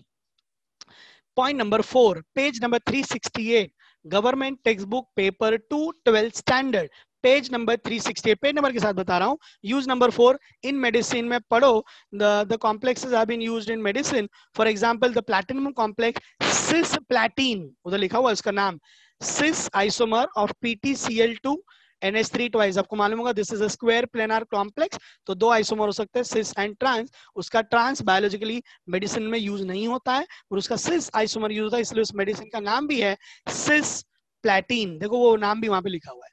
अब उसके नीचे नीचे नीचे नीचे आप जाओगे ना, ऐसे बहुत सारे छोटे छोटे छोटे छोटे पॉइंट है, बट लास्ट वाला पॉइंट, ये वो पॉइंट है जो मैंने स्टूडेंट को लास्ट ईयर इतनी बार बोला कि जेई वालों को भी लगा कि एक बार हम पूछ लेते हैं, और वो था what is the molecular formula of Wilkinson's catalyst. The last line of the chapter, summary के ऊपर लास्ट लाइन पढ़ो। अल्कीन्स का जब हमें होमोजिनस हाइड्रोजनेशन करना होता है, हेट्रोजिनस आप करते हो यूजिंग रैनी निकल निकल प्लैटिनम, वो हेट्रोजिनस होता है क्योंकि वो सॉलिड की सरफेस पे गैस एब्जॉर्ब होता है। There are two phases, it's heterogeneous, but मुझे होमोजिनस करना है। So the catalyst which is used in the homogeneous catalysis of hydrogenation of alkene is the Wilkinson's catalyst triphenyl phosphine ruthenium chloride, PH3 thrice, PH3 3 times P thrice RHCl, ruthenium chloride। अब मान लो मैंने पूरा coordination पढ़ा था, ये नहीं पढ़ा था, उसके ऊपर पढ़ो, olefins are converted into alcohols, that is hydroxylation आप बोल सकते हो या हाइड्रेशन आप बोल सकते हो। ओलिफिन्स अल्कीन्स का नाम है। अल्कीन टू अल्कोहल बनाया जा सकता है by CO8। CO, first CO is cobalt, CO8 is carbon monoxide 8 times. ये कैटलिस्ट से आप अल्कीन को अल्कोहल। अब ये वाला पार्ट मैंने नहीं पढ़ा, अभी तक नहीं पूछा गया है, बट अब पूछा जा सकता है। मतलब अगर मैं ये यूजेस वाला पार्ट स्किप कर रहा हूं तो यहां से भी क्वेश्चंस क्रिएट हो रहे हैं। आप देख सकते हो JEE एग्जाम 2019 में ये क्वेश्चन आया था कि विल्किंसंस कैटलिस्ट का मॉलिक्यूलर फॉर्मूला क्या है। तो ये वाला पेज, ये वाला पार्ट भी आप मेरे साथ ही आई होप आप चीजों को हाईलाइट कर रहे हैं। Now one more question, which among the following compound is used as a selective weed killer. अब एक स्टूडेंट बोलता है sir I am very strong in alcohol phenol. Sir क्या पूछने का पूछो, सर अल्कोहल फिनॉल दे दो आंसर। चलो कौन है जो वीड किलर का काम कर रहा है, कौन है जो वीड किलर? अब कितने भी आप कॉन्सेप्चुअल स्ट्रॉन्ग हो, बट अगर आपने फिनॉल का यूजेस नहीं पढ़ा है, on the page number 434 chemistry 2 purple colour text book 434 page पे दिया है आपको यूजेस ऑफ फिनॉल्स, और पढ़ो उसका use number 5, 2,4 dichloro phenoxyacetic acid is used as a selective weed killer। Last year use number 5 आया था, इस साल कौन जाने यूज नंबर 6 आया। Which of the following used in explosive? It is picric acid. Any polynitro compound can be used as explosive, example picric acid, आपको पता होगा पिक्रिक 2,4,6 ट्राइनाइट्रोफिनॉल, या आपको TNT मालूम होगा ट्राइनाइट्रोटोलुइन, वो भी एक एक्सप्लोसिव है। Drugs such as salicylic acid, use number 4, used in preparation of salol, aspirin, जो आपके केमिस्ट्री इन एवरीडे लाइफ का भी पार्ट है। सेलॉल एंड एस्पिरिन दोनों ही एंटीसेप्टिक्स हैं। Aspirin is not antiseptic, aspirin is analgesic, pain killer है, Disprin tablet में use होता है। फिनॉल से फिनॉफ्थेलिन बनता है जो आपके एसिड बेस टाइट्रेशन में यूज होता है, यूज नंबर 2। सोचो मैं फिनॉल में कॉन्सेप्चुअली बहुत स्ट्रॉन्ग था, मैंने ये वाला सेक्शन नहीं पढ़ा, मेरे कॉन्सेप्ट एक तरफ, मेरे मार्क्स एक तरफ। मैं बार बार कह रहा हूं आने वाले 20 दिनों में keep on reading government text book. छोटे छोटे कॉर्नर जो शायद आपने आज तक ना देखे हो, वहां से क्वेश्चंस आए हैं। एक ही एग्जाम, एक ही अटेम्प्ट, सेकंड में मॉर्निंग का attempt. Which of the following is bacteriostatic antibiotic, यानी ऑफ कोर्स हमारा चैप्टर हुआ केमिस्ट्री इन एवरीडे लाइफ। अब देखो ये क्वेश्चन कहां से बना है, एक छोटा सा पैराग्राफ है टेक्स्ट बुक में, पेज नंबर 554 पे। 553 मैंने इसलिए लिया क्योंकि उसके ऊपर भी एक इंपॉर्टेंट चीज है। 554 पे देखो, मैं पैराग्राफ पूरा पढ़ के सुनाता हूं कहां से क्वेश्चन क्रिएट हुआ। एक 3 लाइन में से एक एमसीक्यू बन गया। Antibiotics are classified into 2 types, bactericidal, the one which kills the bacteria, bacteriostatic which stops the growth of the bacteria. Example of bactericidal are ofloxacin, penicillin and aminoglycosides. उसके बाद दिया है the example of bacteriostatic are tetracycline, erythromycin and chloramphenicol. तो काम करो ना भाई, bacteriocidal static table बना दो, 3 इधर 3 इधर, खत्म, रट्टा मार दो। उसी तरह अगर आप थोड़ा ऊपर देखेंगे तो आपको दिखाई देंगे ग्राम पॉजिटिव, या sorry, broad spectrum and narrow spectrum. Just look at the upper side, जो पेज मैंने लिया है उसके ऊपर पढ़िए, वहां पे लिखा होगा, देखो, the one which can kill the gram positive and gram negative both are called a broad spectrum. Example of broad spectrum are chloramphenicol, ampicillin, amoxicillin. तो वापस एक टेबल बनाओ, ब्रॉड स्पेक्ट्रम, नैरो स्पेक्ट्रम। तो नैरो स्पेक्ट्रम कौन है भाई, उधर एक ही है, पेनिसिलिन, खत्म। जो आपके सिलेबस में है वो आ सकता है, एक वर्ड, आधा वर्ड, एक लाइन, कुछ भी एमसीक्यू बन सकता है। जो आप छोड़ने की सोचोगे वो आपके एग्जाम में आएगा। One more example of same type, mandelonitrile. एक स्टूडेंट अल्डिहाइड कीटोन में बहुत स्ट्रांग है, बोले mandelonitrile is obtained by the reaction of hydrogen cyanide which on what. अब भले आप कितने भी कॉन्सेप्चुअली स्ट्रांग हो, देखो जहां पर आपको HCN का मैकेनिज्म दिया था, वो मैकेनिज्म दिया था with the example of benzaldehyde, और उसके स्टेप 2 पे प्रोडक्ट का नाम पढ़ो। स्टेप 2 में प्रोडक्ट का नाम बेंजल्डिहाइड, साइनोहाइड्रिन और मेंडेलोनाइट्राइल, खत्म। अगर मैंने मेंडेलोनाइट्राइल वर्ड नहीं पढ़ा है, वापस मेरे मार्क्स चले गए। सच बताना, दिल पे हाथ रख के बताना स्टूडेंट, कितने लोगों को ये वर्ड अभी से पहले तक मालूम था? बहुत कम लोगों को मालूम होगा जिसने थरो टेक्स्ट बुक का स्टडी किया है। तो सो अगेन था तो चैप्टर अल्डिहाइड कीटोन है कॉन्सेप्ट, बट नाम नहीं आता है, कॉमन नेम नहीं आता है। आपके लिए क्वेश्चन कुछ का ऐसा एग्जांपल है एसिटोनाइट्राइल। अब बहुत सारे स्टूडेंट को पता नहीं होता है एसिटोनाइट्राइल किसका कॉमन नेम है। Acetonitrile is a common name of methyl cyanide, CH3CN। अब क्वेश्चन है कन्वर्ट एसिटोनाइट्राइल टू इथाइलामाइन। हमारा क्वेश्चन उधर ही खत्म हो गया अगर हमें एसिटोनाइट्राइल ही नहीं मालूम है। तो जो कॉमन नेम टेक्स्ट बुक्स में है वो आ सकता है। उसका एक लाइव एग्जांपल आपके सामने, मेंडेलोनाइट्राइल। अब ये वर्ड शायद मैंने भी पिछले 5-7 साल में एक आध बार ही पढ़ा हो, बीच में मैंने ना भी पढ़ा हो, but of course I know कि it is located here, alright. सो ये पता होना जरूरी है। दूसरा, again from the chapter polymer. Polymer पे आप रट्टा ही एक्सपेक्ट कर सकते हो, वो पूरा चैप्टर बाय हार्ट होना चाहिए। विच among the following polymer is not a semi synthetic. Semi synthetic कौन सा नहीं है? तो आपने देखा होगा चैप्टर के बिगिनिंग में क्लासिफिकेशन ऑफ पॉलीमर में पहला ही क्लासिफिकेशन है बेस्ड ऑन सोर्स। उसमें है natural, semi synthetic and synthetic. तो सेमी सिंथेटिक में पढ़ो, उधर नाम है acetate rayon, viscose rayon, cuprammonium silk. मैं बात कर रहा हूँ government text book page number 536।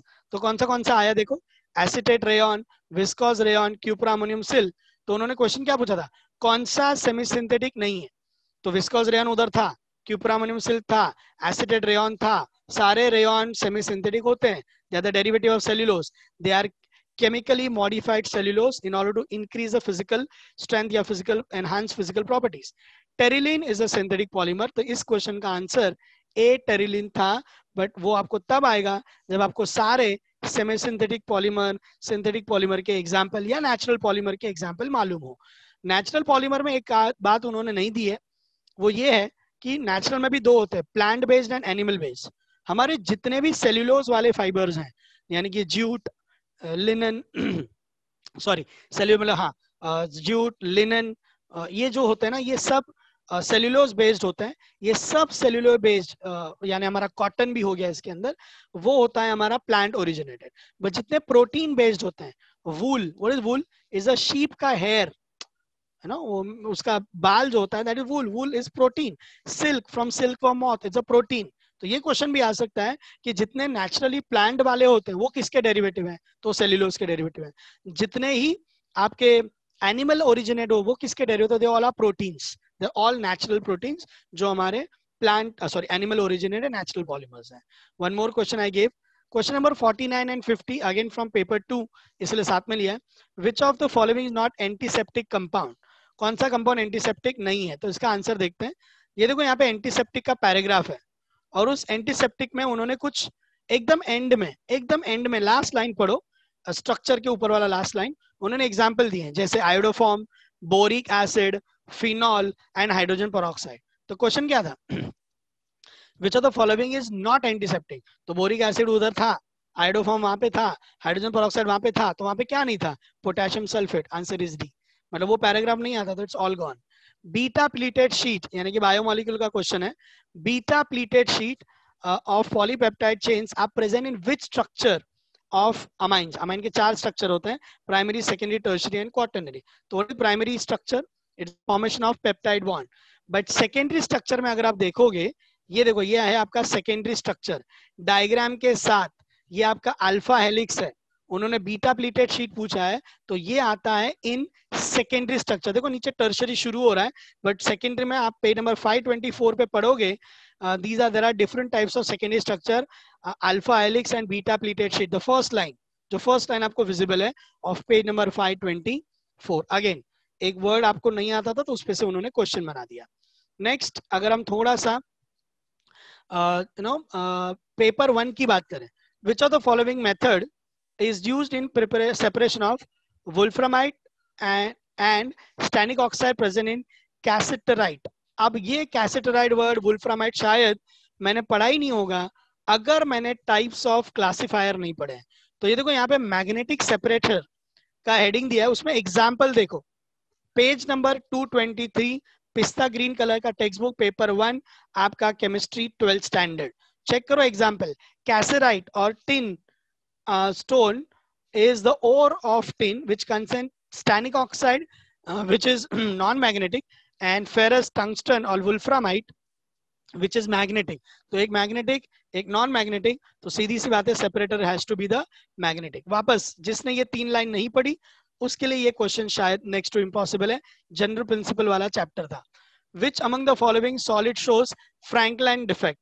तो आपने देखा होगा हमारा गवर्नमेंट टेक्स्ट बुक, वापस पिस्ता ग्रीन, पेज नंबर शायद मैंने यहाँ पे गलत लिखा है, पेज नंबर नहीं करेक्ट है, पेज नंबर 22 पे आप देख सकते हैं फ्रैंकलाइन डिफेक्ट, इंटरस्टिशियल डिफेक्ट का दूसरा नाम फ्रैंकलाइन। और चेक करो उसके अंदर एग्जांपल भी किसका दिया है? Silver chloride. This defect is observed in silver chloride, मतलब इस क्वेश्चन का आंसर इज डी, प्रोवाइडेड आपने वो एग्जांपल उस पैराग्राफ से पढ़ा हो। Again one more example from S block element 11th standard. Which among the following sets of compound are used as a raw material for preparation of sodium carbonate in Solvay's process? अपनी बत्ती उधर ही गुल, क्योंकि हमें मालूम ही नहीं what is Solvay's process। तो look at page number 222, हमारा ब्राउन कलर का टेक्स्ट बुक 11th स्टैंडर्ड का, उस पे पेज नंबर 222 पे चेक करो Solvay's प्रोसेस दिया है। सोडियम कार्बोनेट का बनाने का पहला ही line, this is prepared by Solvay's process. वो केमिस्ट का नाम ही नाम हमें नहीं मालूम है, तो उसका रॉ मटेरियल कौन कौन है देखो, the raw materials are sodium chloride, milk of lime and ammonia. तो हमारा जो भी ऑप्शन है, जहां पर ऑप्शन सी देख लो, sodium chloride, calcium hydroxide, that is milk of lime and ammonia, यानी कि इसका आंसर इज सी, प्रोवाइडेड मुझे पेज नंबर 222 पे पता था कि वहां पे सॉल्वेज प्रोसेस है। Yes, very interesting. ये तो इतने छोटे कोने से पकड़ा है कि मेरे लिए भी ढूंढना मुश्किल हो गया था। The hydrogen sulphur hydrogen bond angle in H2S, यहाँ पे बहुत बड़ा मिसअंडरस्टैंडिंग होता है, स्टूडेंट को लगता है कि नेचर ऑफ केमिकल बॉन्ड का है, जबकि ये क्वेश्चन पी ब्लॉक का है। ये देखो पी ब्लॉक का पेज नंबर 265, वहां पर हाइड्राइड्स के बॉन्ड एंगल का एक टेबल दिया है। The HMH bond angle is highest in water which is 104 degree in 5 minutes, फिर 92, फिर 91, फिर 90। एक साल ये पूछा है तो अभी आजू बाजू का पूछ सकते हैं, बट वापस जिसने पेज नंबर 265 नहीं देखा होगा शायद उसके लिए ये इतना यूजफुल नहीं हो सकता है। तो again it is coming from one of the रट्टा। सी मैं कोई कॉन्सेप्चुअल बातें पूरे सेशन में नहीं कर रहा हूँ, अज्यूमिंग दैट जितना कॉन्सेप्चुअल काम करना था आप कर चुके हो। लास्ट के 10 दिन में हमें किन चीजों पे ध्यान देना है। हेनरीज कांस्टेंट, सोल्यूशन कॉलिगेटिव, आपको मालूम होगा solubility of gas in liquid is by Henry's law. तो Henry's law is S is directly proportional to P। So अगर आप प्रोपोर्शनलिटी हटा दो, S is equal to KP, S is equal to KP, इसके ऊपर ये बेस था, but उन्होंने फॉर्मूला नहीं पूछा, उन्होंने पूछ लिया उसका यूनिट। ऑफ कोर्स इसको आप कॉन्सेप्चुअली भी कर सकते हो, अगर S is equal to KP तो K will be what, S by P। तो सॉल्युबिलिटी डिवाइड बाय प्रेशर, तो सॉल्युबिलिटी का यूनिट होता है मोल्स पर लीटर और प्रेशर का एटमॉस्फेयर, तो इज मोल्स पर लीटर्स पर एटमॉस्फेयर D। बट चलो मान लो मैंने वैसा नहीं करना था, तो अगर मुझे पेज नंबर 38 पता था हेनरीज लॉ, वहां पे देखो डायरेक्टली फर्स्ट लाइन इक्वेशन के नीचे फर्स्ट लाइन में लिखा हुआ है the P is the pressure of a gas in atmosphere, K is constant of proportionality and it has a unit of mole per dm cube per atmosphere। so ये unit वहां से direct एक pick था, अगर आप देख सकते हो तो आपको बहुत इजीली आइडेंटिफाई हो जाता है कि कौन से पार्ट से आपको क्वेश्चन यहाँ पर पूछा जा सकता है। वापस 11th स्टैंडर्ड की बात करूँ तो for the conversion of oxygen, ये इतने छोटे कॉर्नर से पूछा है, let me accept very honestly ये क्वेश्चन मैंने भी पहली बार देखा। For the conversion of oxygen to ozone in the atmosphere, nitric oxide in the gaseous state acts as what. अब पहले तो मुझे समझा ही नहीं ये क्वेश्चन कौन से चैप्टर का है, कहाँ से पूछा है। तो जब सरफेस केमिस्ट्री का कैटालिसिस वाला पार्ट मैंने डिटेल में पढ़ा, तब पता चला कि पेज नंबर 146 11th स्टैंडर्ड की गवर्नमेंट टेक्स्ट बुक पे ऑन टॉप ऊपर की तरफ आप देख सकते हो सेकेंड एग्जाम्पल, टॉप में सेकेंड एग्जाम्पल मैं पढ़ रहा हूं from here third paragraph. In the atmosphere nitric oxide is homogeneous catalysis in the gas phase for the conversion of oxygen to ozone. आप कोई सोच भी नहीं सकता इस पैराग्राफ से क्वेश्चन बन सकता है, और बन गया। मतलब अगर मैंने सरफेस केमिस्ट्री का ये वाला एग्जांपल नहीं पढ़ा तो अब देखो उसके ऊपर भी एक एग्जांपल है, उसके नीचे भी एग्जांपल है, बाजू में हेटेरोजेनस का एग्जांपल है, मैं वो भी बताऊंगा, वो बहुत ज्यादा इंपॉर्टेंट बन जाते हैं आपके लिए। मतलब वापस 20 दिन आपको सिर्फ और सिर्फ अपने फ्री टाइम में सिर्फ और सिर्फ टेक्स्ट बुक पढ़ना है। कौन सा ऐसा एलिमेंट है ग्रुप 15 का जो एलोट्रॉपी नहीं देता है। अब इसमें सबसे बड़ा मिस्टेक स्टूडेंट को लगता है कि नाइट्रोजन तो गैस है, गैस का थोड़ी एलोट्रॉपी होगा, आंसर नाइट्रोजन। बट अगर आपने गवर्नमेंट टेक्स्ट बुक का पेज नंबर 245 ध्यान से पढ़ा है, एलोट्रॉपी ऑफ ग्रुप 15 का पहला आधा लाइन खत्म, पहला आधा line, except bismuth all element shows allotropy. आप लोग सर नाइट्रोजन तो गैस है, वो कैसे दे दो, आगे लिखा है the solid nitrogen exist in two forms, alpha nitrogen having the cubic crystal and beta nitrogen having the hexagonal crystalline nature. अब मान लो इस साल का मुझे एमसीक्यू क्रिएट करना है, मैं एग्जामिनर, मैंने आपको क्वेश्चन पूछ लिया what is the geometry of alpha nitrogen in the solid state, खत्म। जिसने ये लाइन नहीं पढ़ा उसके लिए क्वेश्चन कुछ काम का नहीं है। तो वापस कहता हूं, बिस्मथ को छोड़ के सब एलोट्रॉपी देते, बड़ी किसको मालूम होगा जिसने वो लाइन पढ़ा है। तो इस क्वेश्चन का आंसर होगा डी, बिस्मथ। आई होप स्टूडेंट, मैं छोटी छोटी बड़े ऐसी बहुत चुभने वाली बातें आपको बता रहा हूं कि ये वो पैराग्राफ्स हैं, आप अगर सच्चे दिल से एक्सेप्ट करो तो ये वो पैराग्राफ्स हैं जो आप शायद आज पहली बार मेरे साथ देख रहे हो। और ये 10 पेपर का एनालिसिस नहीं है, सिर्फ एक पेपर का है। कितना रट्टा वाला आया उसका भी कंक्लूजन मैं आपको एंड में बताऊंगा। Which among the following oxides of nitrogen is called as nitrogen sesquioxide? Sesquioxide, अब ये नाम मैंने कभी पढ़ा ही नहीं था, बट अगर मैंने नाइट्रोजन, ये भाई रट्टा मार लेना, नाइट्रोजन के जितने ऑक्साइड हैं उसका स्ट्रक्चर, उसका इलेक्ट्रिक नेचर, उसका मैग्नेटिक नेचर, कि वो डायमैग्नेटिक होता है कि क्या होता है, जैसे N2O4 सॉरी N2O2 या NO, इन दोनों के मैग्नेटिक नेचर में फर्क आता है कि एक के पास अनपेड इलेक्ट्रॉन है और एक के पास जब वो डायमराइज होता है तो अनपेड इलेक्ट्रॉन नहीं होता है। तो NO is paramagnetic but N2O2 is diamagnetic, क्योंकि अब उसके पास अनपेड इलेक्ट्रॉन नहीं है। ये इसके ऊपर वाले पैराग्राफ में आप शायद टेक्स्ट बुक ओपन किया तो आप देख सकते हो, ऊपर लिखा होगा, बट यहाँ पर पढ़ो N2O3, मैंने बोला था डेढ़, डेढ़ को सेस्क्वी बोलते हैं। डेढ़ तो कितने नाइट्रोजन है? 2। उसके लिए कितने ऑक्सीजन है? 3। तो 3 डिवाइड बाय 2, तो पर नाइट्रोजन कितने ऑक्सीजन हुए? 1.5। चेक करो सेस्क्वी टर्पीन में भी टर्पीन का डेढ़ मल्टीप्लाई हुआ। टर्पीन इज 10, 10 इंटू डेढ़ 15 कार्बन। तो यहाँ पर भी वही हुआ है। तो आपको पूछा गया है किसका नाम नाइट्रोजन सेस्क्वी ऑक्साइड है, ये रहा क्वेश्चन। अब ये जूनियर के जी क्वेश्चन हो गया, थोड़ी देर पहले तक यही जेडब्ल्यू एडवांस क्वेश्चन था, अगर आपने वो वाला पेज, वो वाला वर्ड नहीं पढ़ा था। N2O3 को बोला जाता है nitrogen sesqui oxide.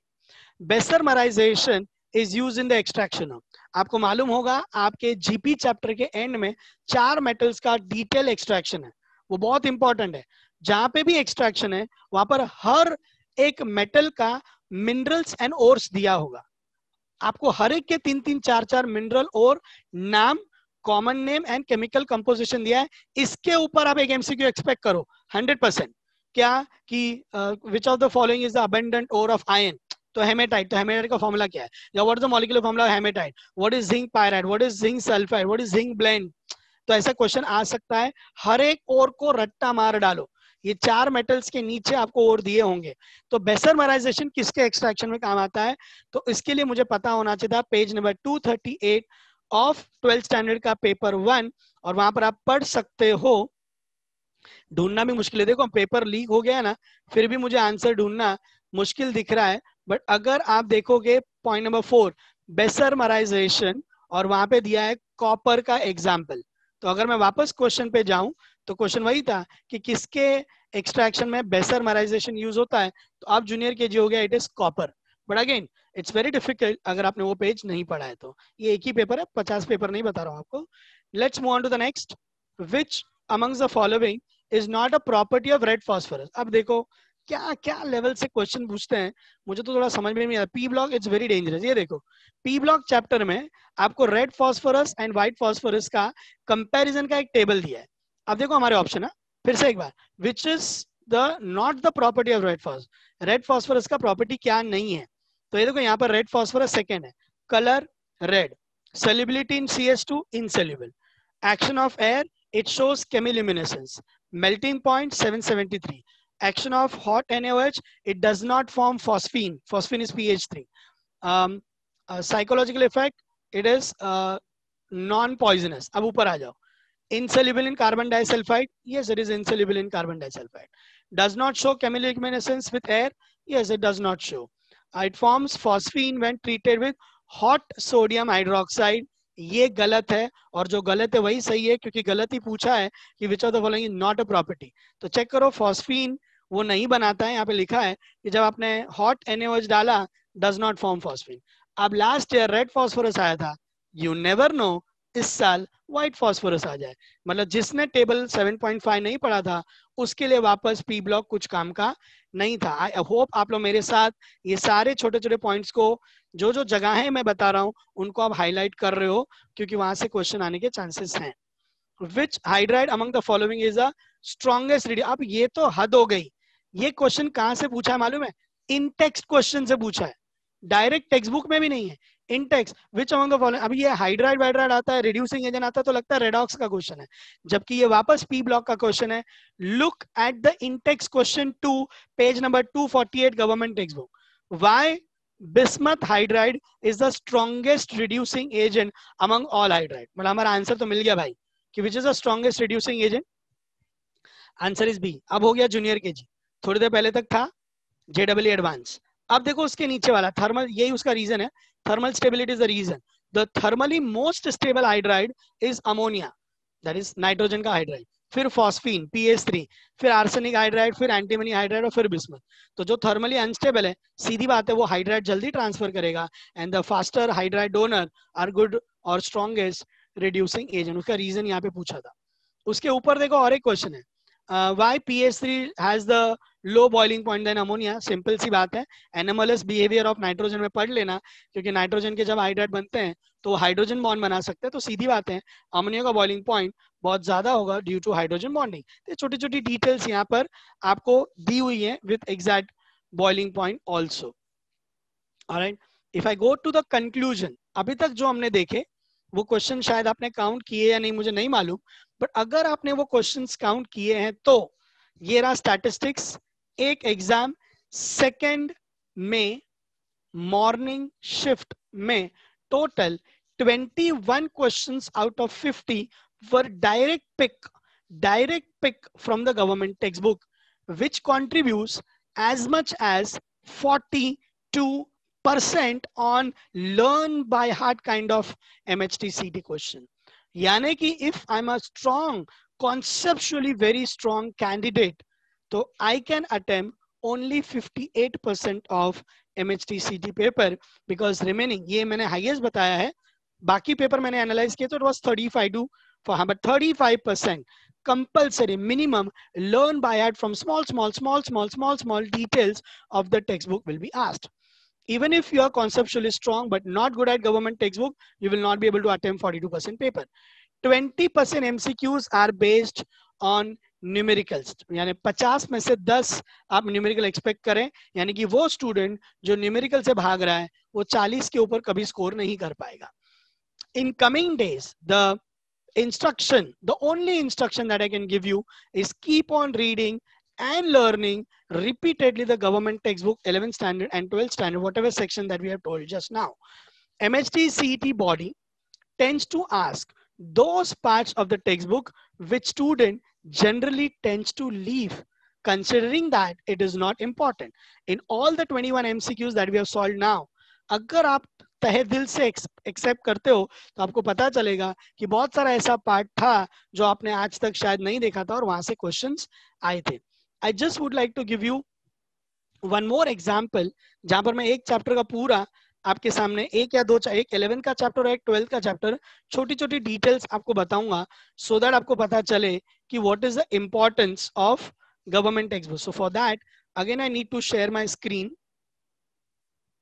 So I'll share my screen. Everybody just be with me.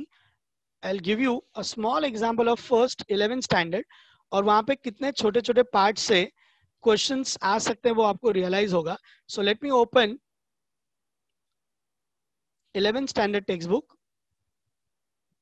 Be with me so that you can realize कि कितना important हो सकता है गवर्नमेंट टेक्स्ट बुक का रीडिंग करना भी.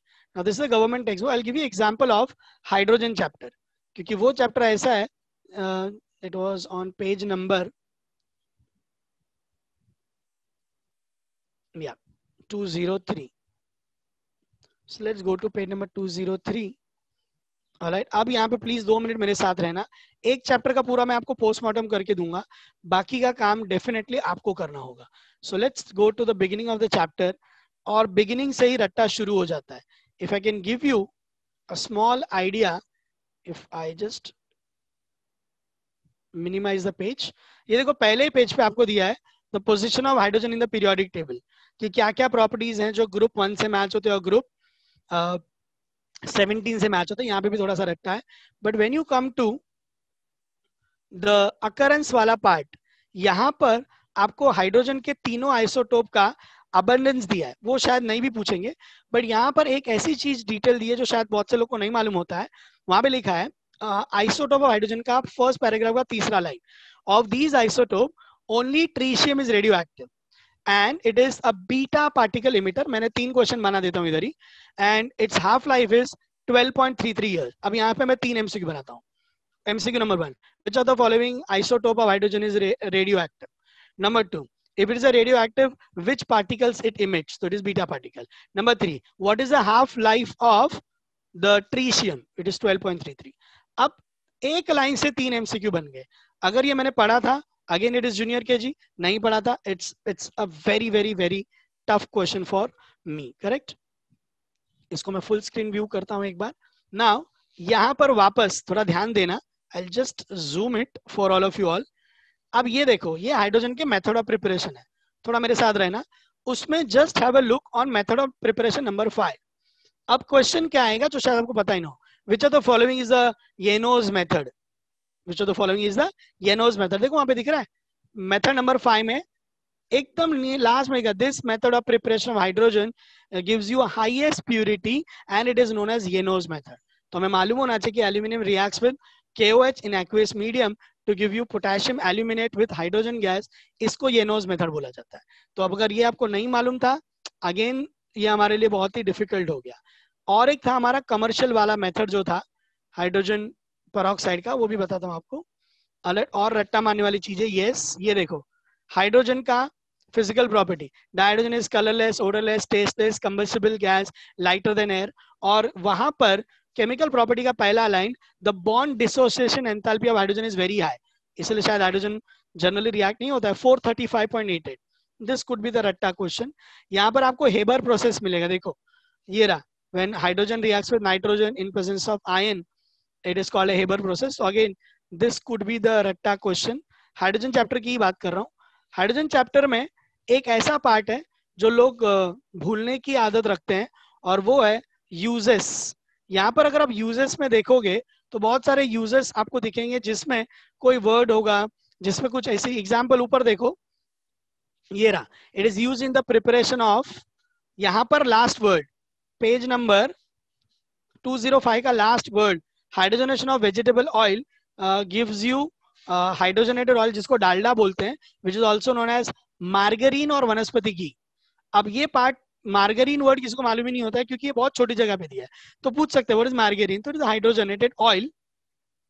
और यही चीज हमें यहाँ पर भी देखो top page number 206 on top example के साथ दिया। और ये क्वेश्चन आ सकता है आपके बायोमोलिक्यूल चैप्टर में, क्योंकि वहां पे ऑयल्स एंड फैट्स है। ऑयल को जब आप हाइड्रोजनेट करते हो तो आपको मिलता है आर्टिफिशियल घी, जिसको वनस्पति घी, डालडा या मार्गरीन बोला जाता है, हाइड्रोजनेटेड ऑयल या बोल सकते हो हार्डनिंग ऑफ ऑयल वगैरह वगैरह वगैरह। तो वो यहाँ पर दिया हुआ है। तो बहुत सारी चीजें हैं जो रट्टा मारने वाली हैं। अब अगर मैं थोड़ा सा हाइड्राइड्स पे चलता हूँ, हाइड्राइड्स, ऑलराइट, तो हाइड्राइड्स के बारे में, ये जो हाइड्राइड है ये देखो यहाँ पर non metallic hydrides, DNF block के हाइड्राइड में एक लाइन है जहां पे लिखा है कि elements of group 7, 8 and 9 do not form hydrides. अब ये एक बार JEE में भी आ चुका है कि कौन से ऐसे ग्रुप्स हैं DNF ब्लॉक नॉन स्टोइशियोमेट्रिक हाइड्राइड में, कौन से ऐसे ग्रुप्स हैं जिसके एलिमेंट्स हाइड्राइड नहीं बनाते। तो ये रहा group number 7, 8 and 9 text book में लिखा हुआ है कि they do not form hydrides. बाकी के सारे ग्रुप आपको मालूम होगा, ग्रुप 3 से लेके group 12 is your D block, तो उसमें 7, 8 और 9 हाइड्राइड नहीं बनाते। Again a very small detail, but generally students tend to forget that. एक और इंटरेस्टिंग बात बताता हूँ, स्ट्रक्चर ऑफ आइस, यस पूरा रट्टा मार लेना। ये देखो यहाँ से शुरू हो रहा है स्ट्रक्चर ऑफ आइस, कि आइस में वो एनोमलस बिहेवियर क्यों आता है। तो ये रहा उसका रीजन कि स्ट्रक्चर ऑफ आइस में वो हेक्सागोनल क्लोज पैक बन जाता है, जिसके वजह से वॉल्यूम एक्सपांड होता है। एंड सॉलिड इज एक लौता ऐसा, आइस इज एक लौता ऐसा सॉलिड जो अपने लिक्विड पे फ्लोट होता है। तो ये स्ट्रक्चर, बॉन्ड एंगल वगैरह आ सकते हैं। अब जो मुझे बहुत इंटरेस्टिंग लगता है वो है हैवी वाटर।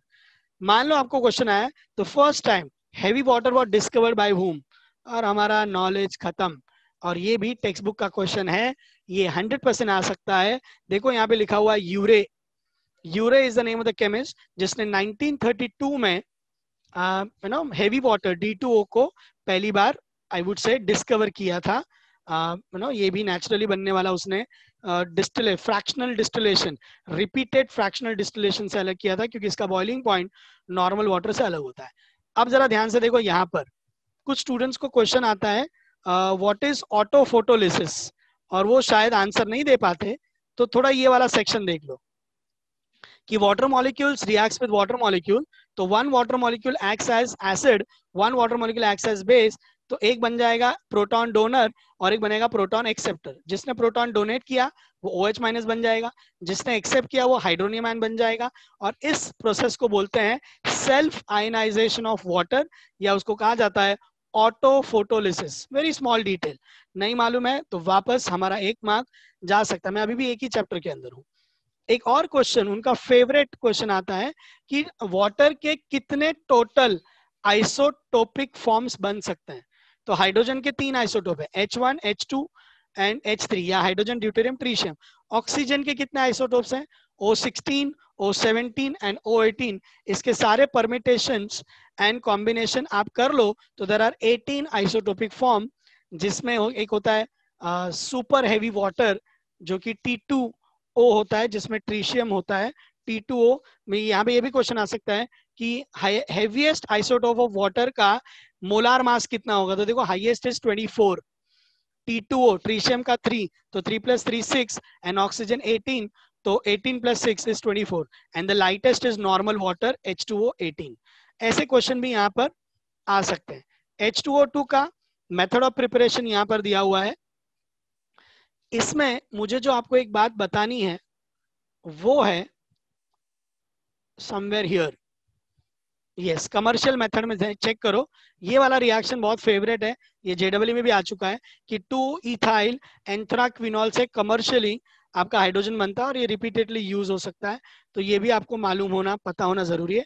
एक और इंपॉर्टेंट चीज जस्ट उसके नीचे हाइड्रोजन पेरोक्साइड का स्टोरेज, कि हाइड्रोजन पेरोक्साइड को किस में स्टोर करते हैं, तो उसको बॉटल में नहीं रख सकते क्योंकि अल्कली मेटल से रिएक्ट होकर डिकम्पोज होकर H2O और वाटर प्लस ऑक्सीजन बन जाता है, इसमें प्रिजर्वेटिव डालने पड़ते हैं। क्वेश्चन आएगा which are the following can be use as a preservative, तो glycerol, alcohol, phosphoric acid can be use as a preservative of hydrogen peroxide या स्टेबलाइजर। H2O2 का स्ट्रेंथ, ये वो पार्ट है जिसके ऊपर मैंने आपको बोला था you can expect the numerical.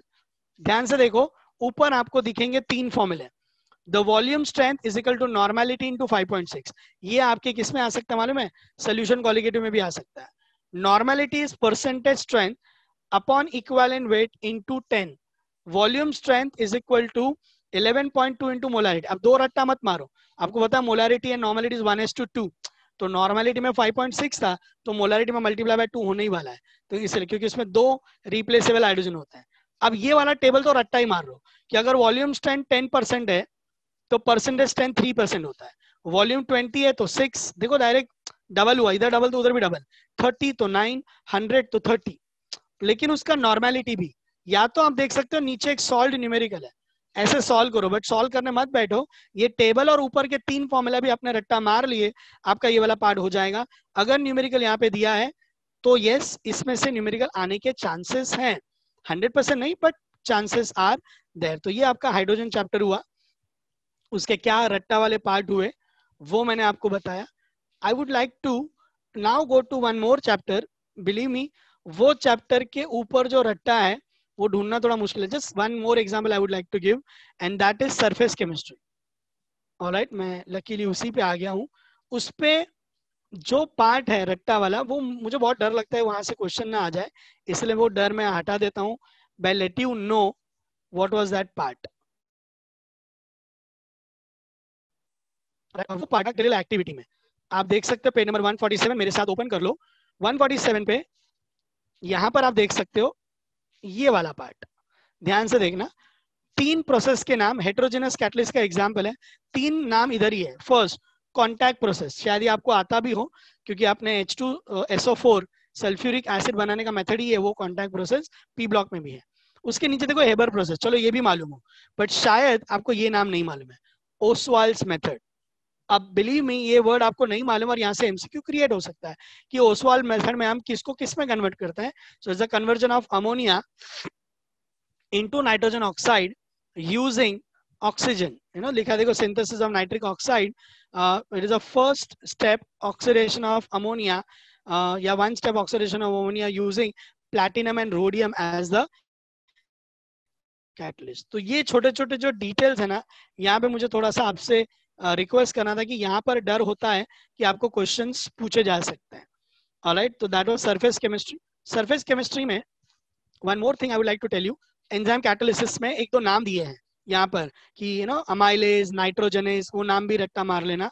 यहाँ पे देखो देखो फेरोक्सिडेज, कार्बोनिक अनहाइड्रेज, फेरोक्सिडेज, ये सब आपको रट्टा मारने पड़ेंगे। ये देखो ये nitrogenase, Haber process, N2 + H2 give you ammonia, it's very lengthy, but अगर आप यहाँ पे देखोगे तो वही रिएक्शन नाइट्रोजनेज रूम टेम्परेचर पे कर सकता है।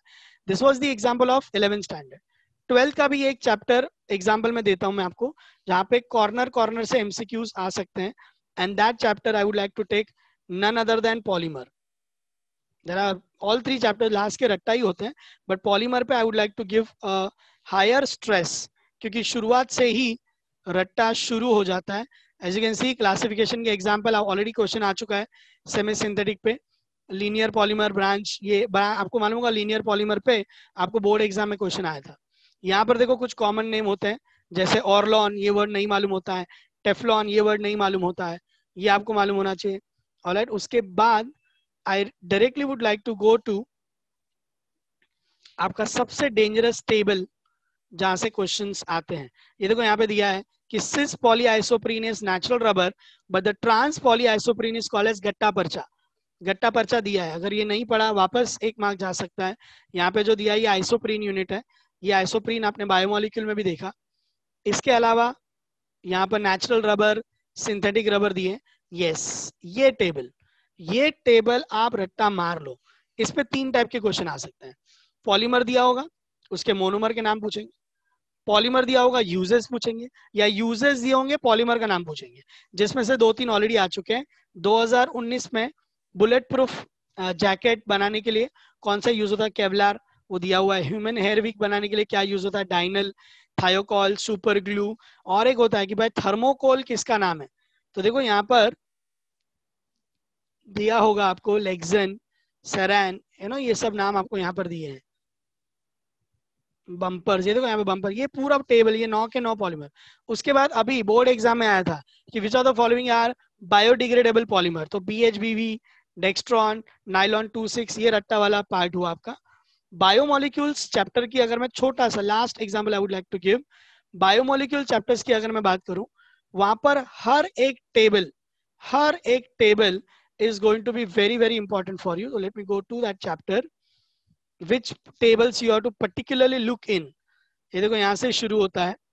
अच्छा, यहाँ पर ना बहुत से लोग को नहीं मालूम होता है ग्लूकोज का एक नाम डेक्सट्रोज इसलिए है कि ग्लूकोज का जो नेचुरल आइसोमर है वो डेक्स्ट्रोरोटेट है। ये टेबल में देखो, ये रहा last, the glucose which is naturally occurring is not only capital D, it is dextrorotatory, इसलिए उसका नाम डेक्स्ट्रोज है। बट अगर वही काम आप फ्रक्टोज का देखोगे तो लेवियोरोटेटरी होता है, इसलिए उसका नाम लेविलोज है। उसके नीचे देखो यहाँ पे डाइसैकेराइड, किसके हाइड्रोलिसिस पे कितने मोल्स कौन से मोनोसैकेराइड के मिलते हैं? Sucrose upon hydrolysis give glucose fructose, maltose give glucose glucose, but it's a homodisaccharide. lactose give glucose galactose, raffinose give glucose fructose galactose, statiose gives glucose fructose plus 2 galactoses। ये question आप expect कर सकते हो। इसके बाद reducing non reducing sugar कौन से होते हैं? यहाँ पे कंफ्यूजन होता है, स्टूडेंट को लगता है कि जो अल्डिहाइड वाले वही रिड्यूसिंग है, बता दूं नहीं, हर एक मोनोसैकेराइड रिड्यूसिंग शुगर ही होता है। एक ही नॉन रिड्यूसिंग शुगर आपके सिलेबस में है और वो है हमारा table sugar, which is none other than sucrose, वो भी आएगा। यहाँ पे लेबोरेटरी एंड ये मेथड भी आपको रट्टा मारने पड़ेंगे।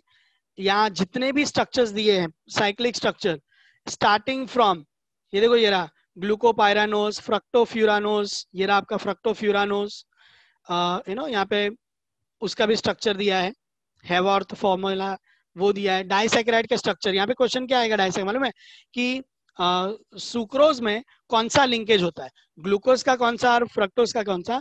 तो glucose is in alpha configuration, fructose in beta. वहां पे लिखा है it is alpha form of glucose and beta form of this. और यहाँ पे इन्वर्ट शुगर किसको बोलते हैं? तो हाइड्रोलाइज शुगर को इन्वर्ट बोलते हैं। यहाँ पे और एक क्वेश्चन आता है, इसको इन्वर्जन क्यों बोलते हैं? इस एंजाइम का नाम इन्वर्टेज क्यों है? तो आपका जो सुक्रोज होता है it is dextrorotatory, but hydrolyse होने के बाद जो मिक्सचर आता है वो लीवोरोटेटरी होता है। तो क्योंकि वो लीवोरोटेटरी है, dextro got converted to levo, इसलिए इस प्रोसेस का नाम inversion of cane sugar, invert sugar product को बोला जाता है। Invert sugar is a mixture of glucose plus fructose, और ये काम करने वाले एंजाइम का नाम इन्वर्टेज। छोटी सी डिटेल यहाँ पे लिखी हुई है, 3-4 MCQ बन गए। Structure of maltose, structure of cellobiose, structure of lactose, starch, amylose, amylopectin, सब स्ट्रक्चर ये तो हुआ ही। उसके बाद प्रोटीन, ये वो टेबल है जहां पर आपका 1 से 2 मार्क जाएगा। अगर नहीं आता है तो 21 अल्फा अमीनो एसिड में से पूछा जाएगा कि भाई एलेनिन का आर ग्रुप क्या है, ल्यूसिन का आर क्या है, या कौन से अल्फा अमीनो एसिड में बेंजाइल ग्रुप होता है। तो देखो नंबर 6 फिनाइल एलेनिन में R is a benzyl group, उसका 3 लेटर एब्रिवेशन क्या है, कितने टोटल अल्फा अमीनो एसिड्स कितने हैं? 21 में से 16 आप देख सकते हो, पहले जो है वो न्यूट्रल है, तो 16 are neutral alpha amino acid, 2 acidic alpha amino acid है। तो पूछा जाएगा which of the following is acidic, which of the following are basic, तो 2 ही आप देख सकते हो एसिडिक है और 3 ही आपके बेसिक है। तो आपको 16 रट्टा मत मारो, बट ये तो मार लो ना, तो पता चलेगा ये 2 एसिडिक है, ये 3 बेसिक है। ऑलरेडी जो क्वेश्चन बोर्ड में आ चुका था, which of the following is basic वाला, वो भी आ चुका है। दूसरा आया था इन द MHTCT 2018 कि which of the following has the thiol group, thiol is SH group. तो देखो सिस्टीन नंबर 12, नंबर 12 में देखो SH। क्वेश्चन ये भी आ सकता है कितने अल्फा अमीनो एसिड में सल्फर है, तो 3 अल्फा अमीनो एसिड में सल्फर है, सिस्टीन, सिस्टाइन एंड मिथियोनाइन। ये रट्टा है, ये 21 R ग्रुप रट्टा मारना पड़ेगा कंपलसरी। उसके बाद आपका प्रोटीन का primary secondary structure already question आ चुका है। उसके बाद एंजाइम्स वो इतना इंपॉर्टेंट नहीं है, इधर कोई रट्टा नहीं है।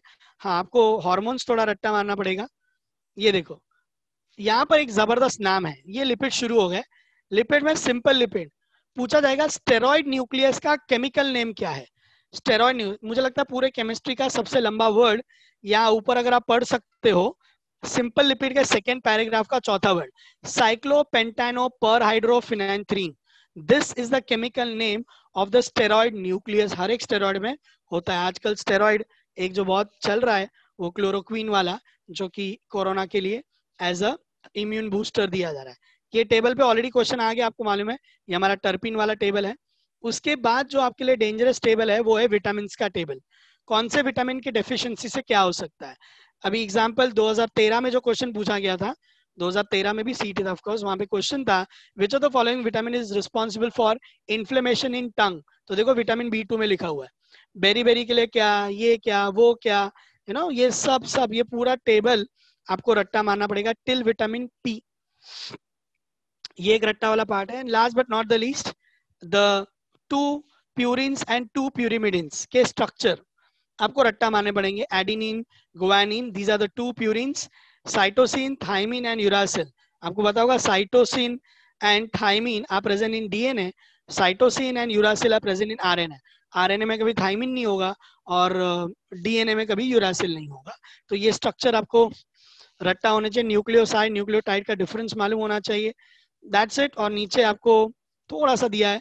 इन शॉर्ट ये जो 3 चैप्टर्स हैं, biomolecules, polymers and chemistry in everyday life, खास करके chemistry in everyday life full chapter is रट्टा। एग्जाम्पल क्वेश्चन आ चुका है already, give the molecular formula BHT and BHA। तो देखो डायरेक्ट स्क्रीन पे लिखा है BHT BHA का फॉर्मूला। एक बार बोला था भाई एलिटेम का फॉर्मूला दो, एक बार, ये पूरा रट्टा है। It's everything, each and every line is रट्टा। और यहाँ से ज्यादातर क्वेश्चन इस चैप्टर से आते हैं। एंटा एसिड्स दो, ये देखो ये हमारे आजकल वापस बहुत हेवी डोज के बाद रेनिटिडीन, सिमिटिडीन, पेंटाप्राजोल ये दिए जाते हैं, विच आर ऑल एंटी हिस्टामाइंस जो एसिडिटी को रोकते हैं। तो आपको पूरा ये इसमें से कोई भी क्वेश्चन आ सकता है। एक बार क्वेश्चन आया था कि भाई ये जो आर्टिफिशियल स्वीटनर है जिसका नाम है, ये रहा इधर, वेयर इज दैट, बहुत ही famous artificial sweetener, chemicals in foods, ये रहा सैकरीन। अच्छा यहाँ पे क्वेश्चंस क्या आए थे मालूम है कि saccharin how many times are sweeter. तो अगर आप सैकरीन में पढ़ोगे तो ये देखो यहाँ पे लिखा हुआ है 550 times sweeter. You can C second paragraph में तीसरा लाइन, इट इज 550। और भी बहुत सारे इधर नीचे अगर आप पढ़ोगे तो सुक्रूलोज विच इज द डेरिवेटिव। अच्छा ये भी क्वेश्चन आया था कि सुक्रूलोज क्या है, तो मैं नेक्स्ट पेज पे जा रहा हूँ। ये देखो सुक्रूलोज इज अ ट्राइक्लोरो डेरिवेटिव। अगर आप स्ट्रक्चर में देखेंगे तो पूरा का पूरा सुक्रोज है, सिर्फ 3 क्लोरीन है। तो ये MCQ बन गया कि sucralose is a trichloro derivative of sucrose and it is how many times sweeter. तो देखो लिखा है 600 times sweeter. Aspartame 100 times sweeter. सबसे ज्यादा स्वीट होता है 2000 times sweeter than the normal table sugar is none other than alitame. और वहां पे लिखा हुआ है alitame is stable at high temperature, मतलब कुकिंग पे डिस्ट्रॉय नहीं होता है। तो this is the only artificial sweetener जो कुकिंग में डाला जाता है। बाकी सब में पढ़ो लिखा है they are unstable at higher temperature, मतलब कुकिंग में डालो डिस्ट्रॉय। तो आपको पूछा जाएगा which of the following can be used in cooking, तो of course it is alitame, क्योंकि एलिटेम इज थर्मली स्टेबल। क्या क्या एंटीऑक्सीडेंट, तो BHT BHA ये पूरा का पूरा क्लेंजिंग एजेंट। अच्छा अभी आया था बोर्ड एग्जाम में कि which of the following is a cationic detergent. ये देखो डिटर्जेंट में ये आपके अनायनिक डिटर्जेंट्स हैं, जितने भी आपके सल्फोनिक एसिड के डेरिवेटिव होते हैं। अमोनियम सॉल्ट के जो डिटर्जेंट उन्हें कटाइनिक बोलते हैं, और वो बहुत एक्सपेंसिव होते हैं, और वो जर्मीसाइड, देखो एक वर्ड अंडरलाइन करा है, which of the following detergent can be used as germicide. छोटा सा एमसीक्यू वापस बन गया। तो जर्मिसाइड में कौन यूज हो सकता है? कटाइनिक डिटर्जेंट्स।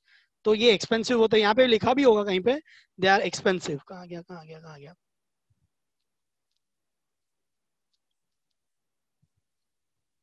ये देखो जर्मिसाइड के बाजू में ही है, they are use as germicide and they are also expensive.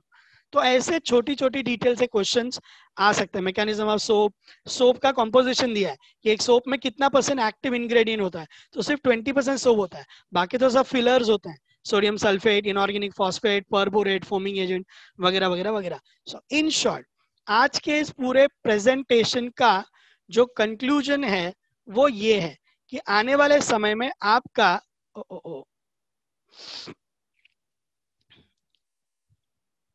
Yes, this is the conclusion. आने वाले समय में अगर आपको अपने मार्क्स को 20 मार्क्स से बढ़ाना है, या आपको 20 से 30 पे, 35 पे पहुंचना है, या 40 वाले को 45 पे, या 45 वाले को 50 पे, तो रीडिंग द गवर्न, क्योंकि अभी कॉन्सेप्ट पढ़ने का समय नहीं है।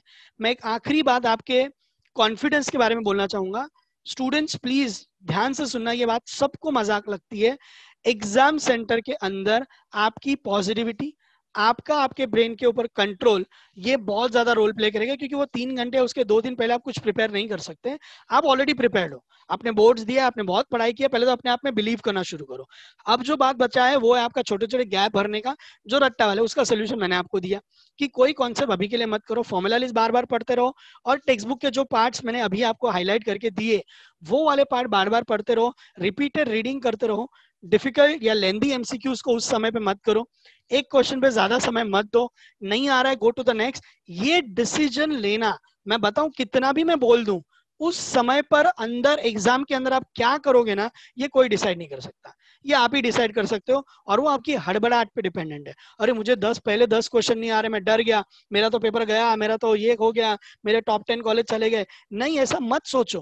पहले 10 नहीं आ रहे ना, अभी 90 क्वेश्चन बाकी है, ऐसा भी हो सकता है सब इजी हो। तो वो ब्रेन के ऊपर जो कंट्रोल है, that plays a very important role. Coming back to chemistry, the only conclusion is now you cannot go behind the conceptual part. Whatever that you've done is done, but we know that 42% MCQs are on the ratta, which has been proved from one of the paper. This is the highest, but फिर भी minimum की बात करूँ तो it is 35 to 45%.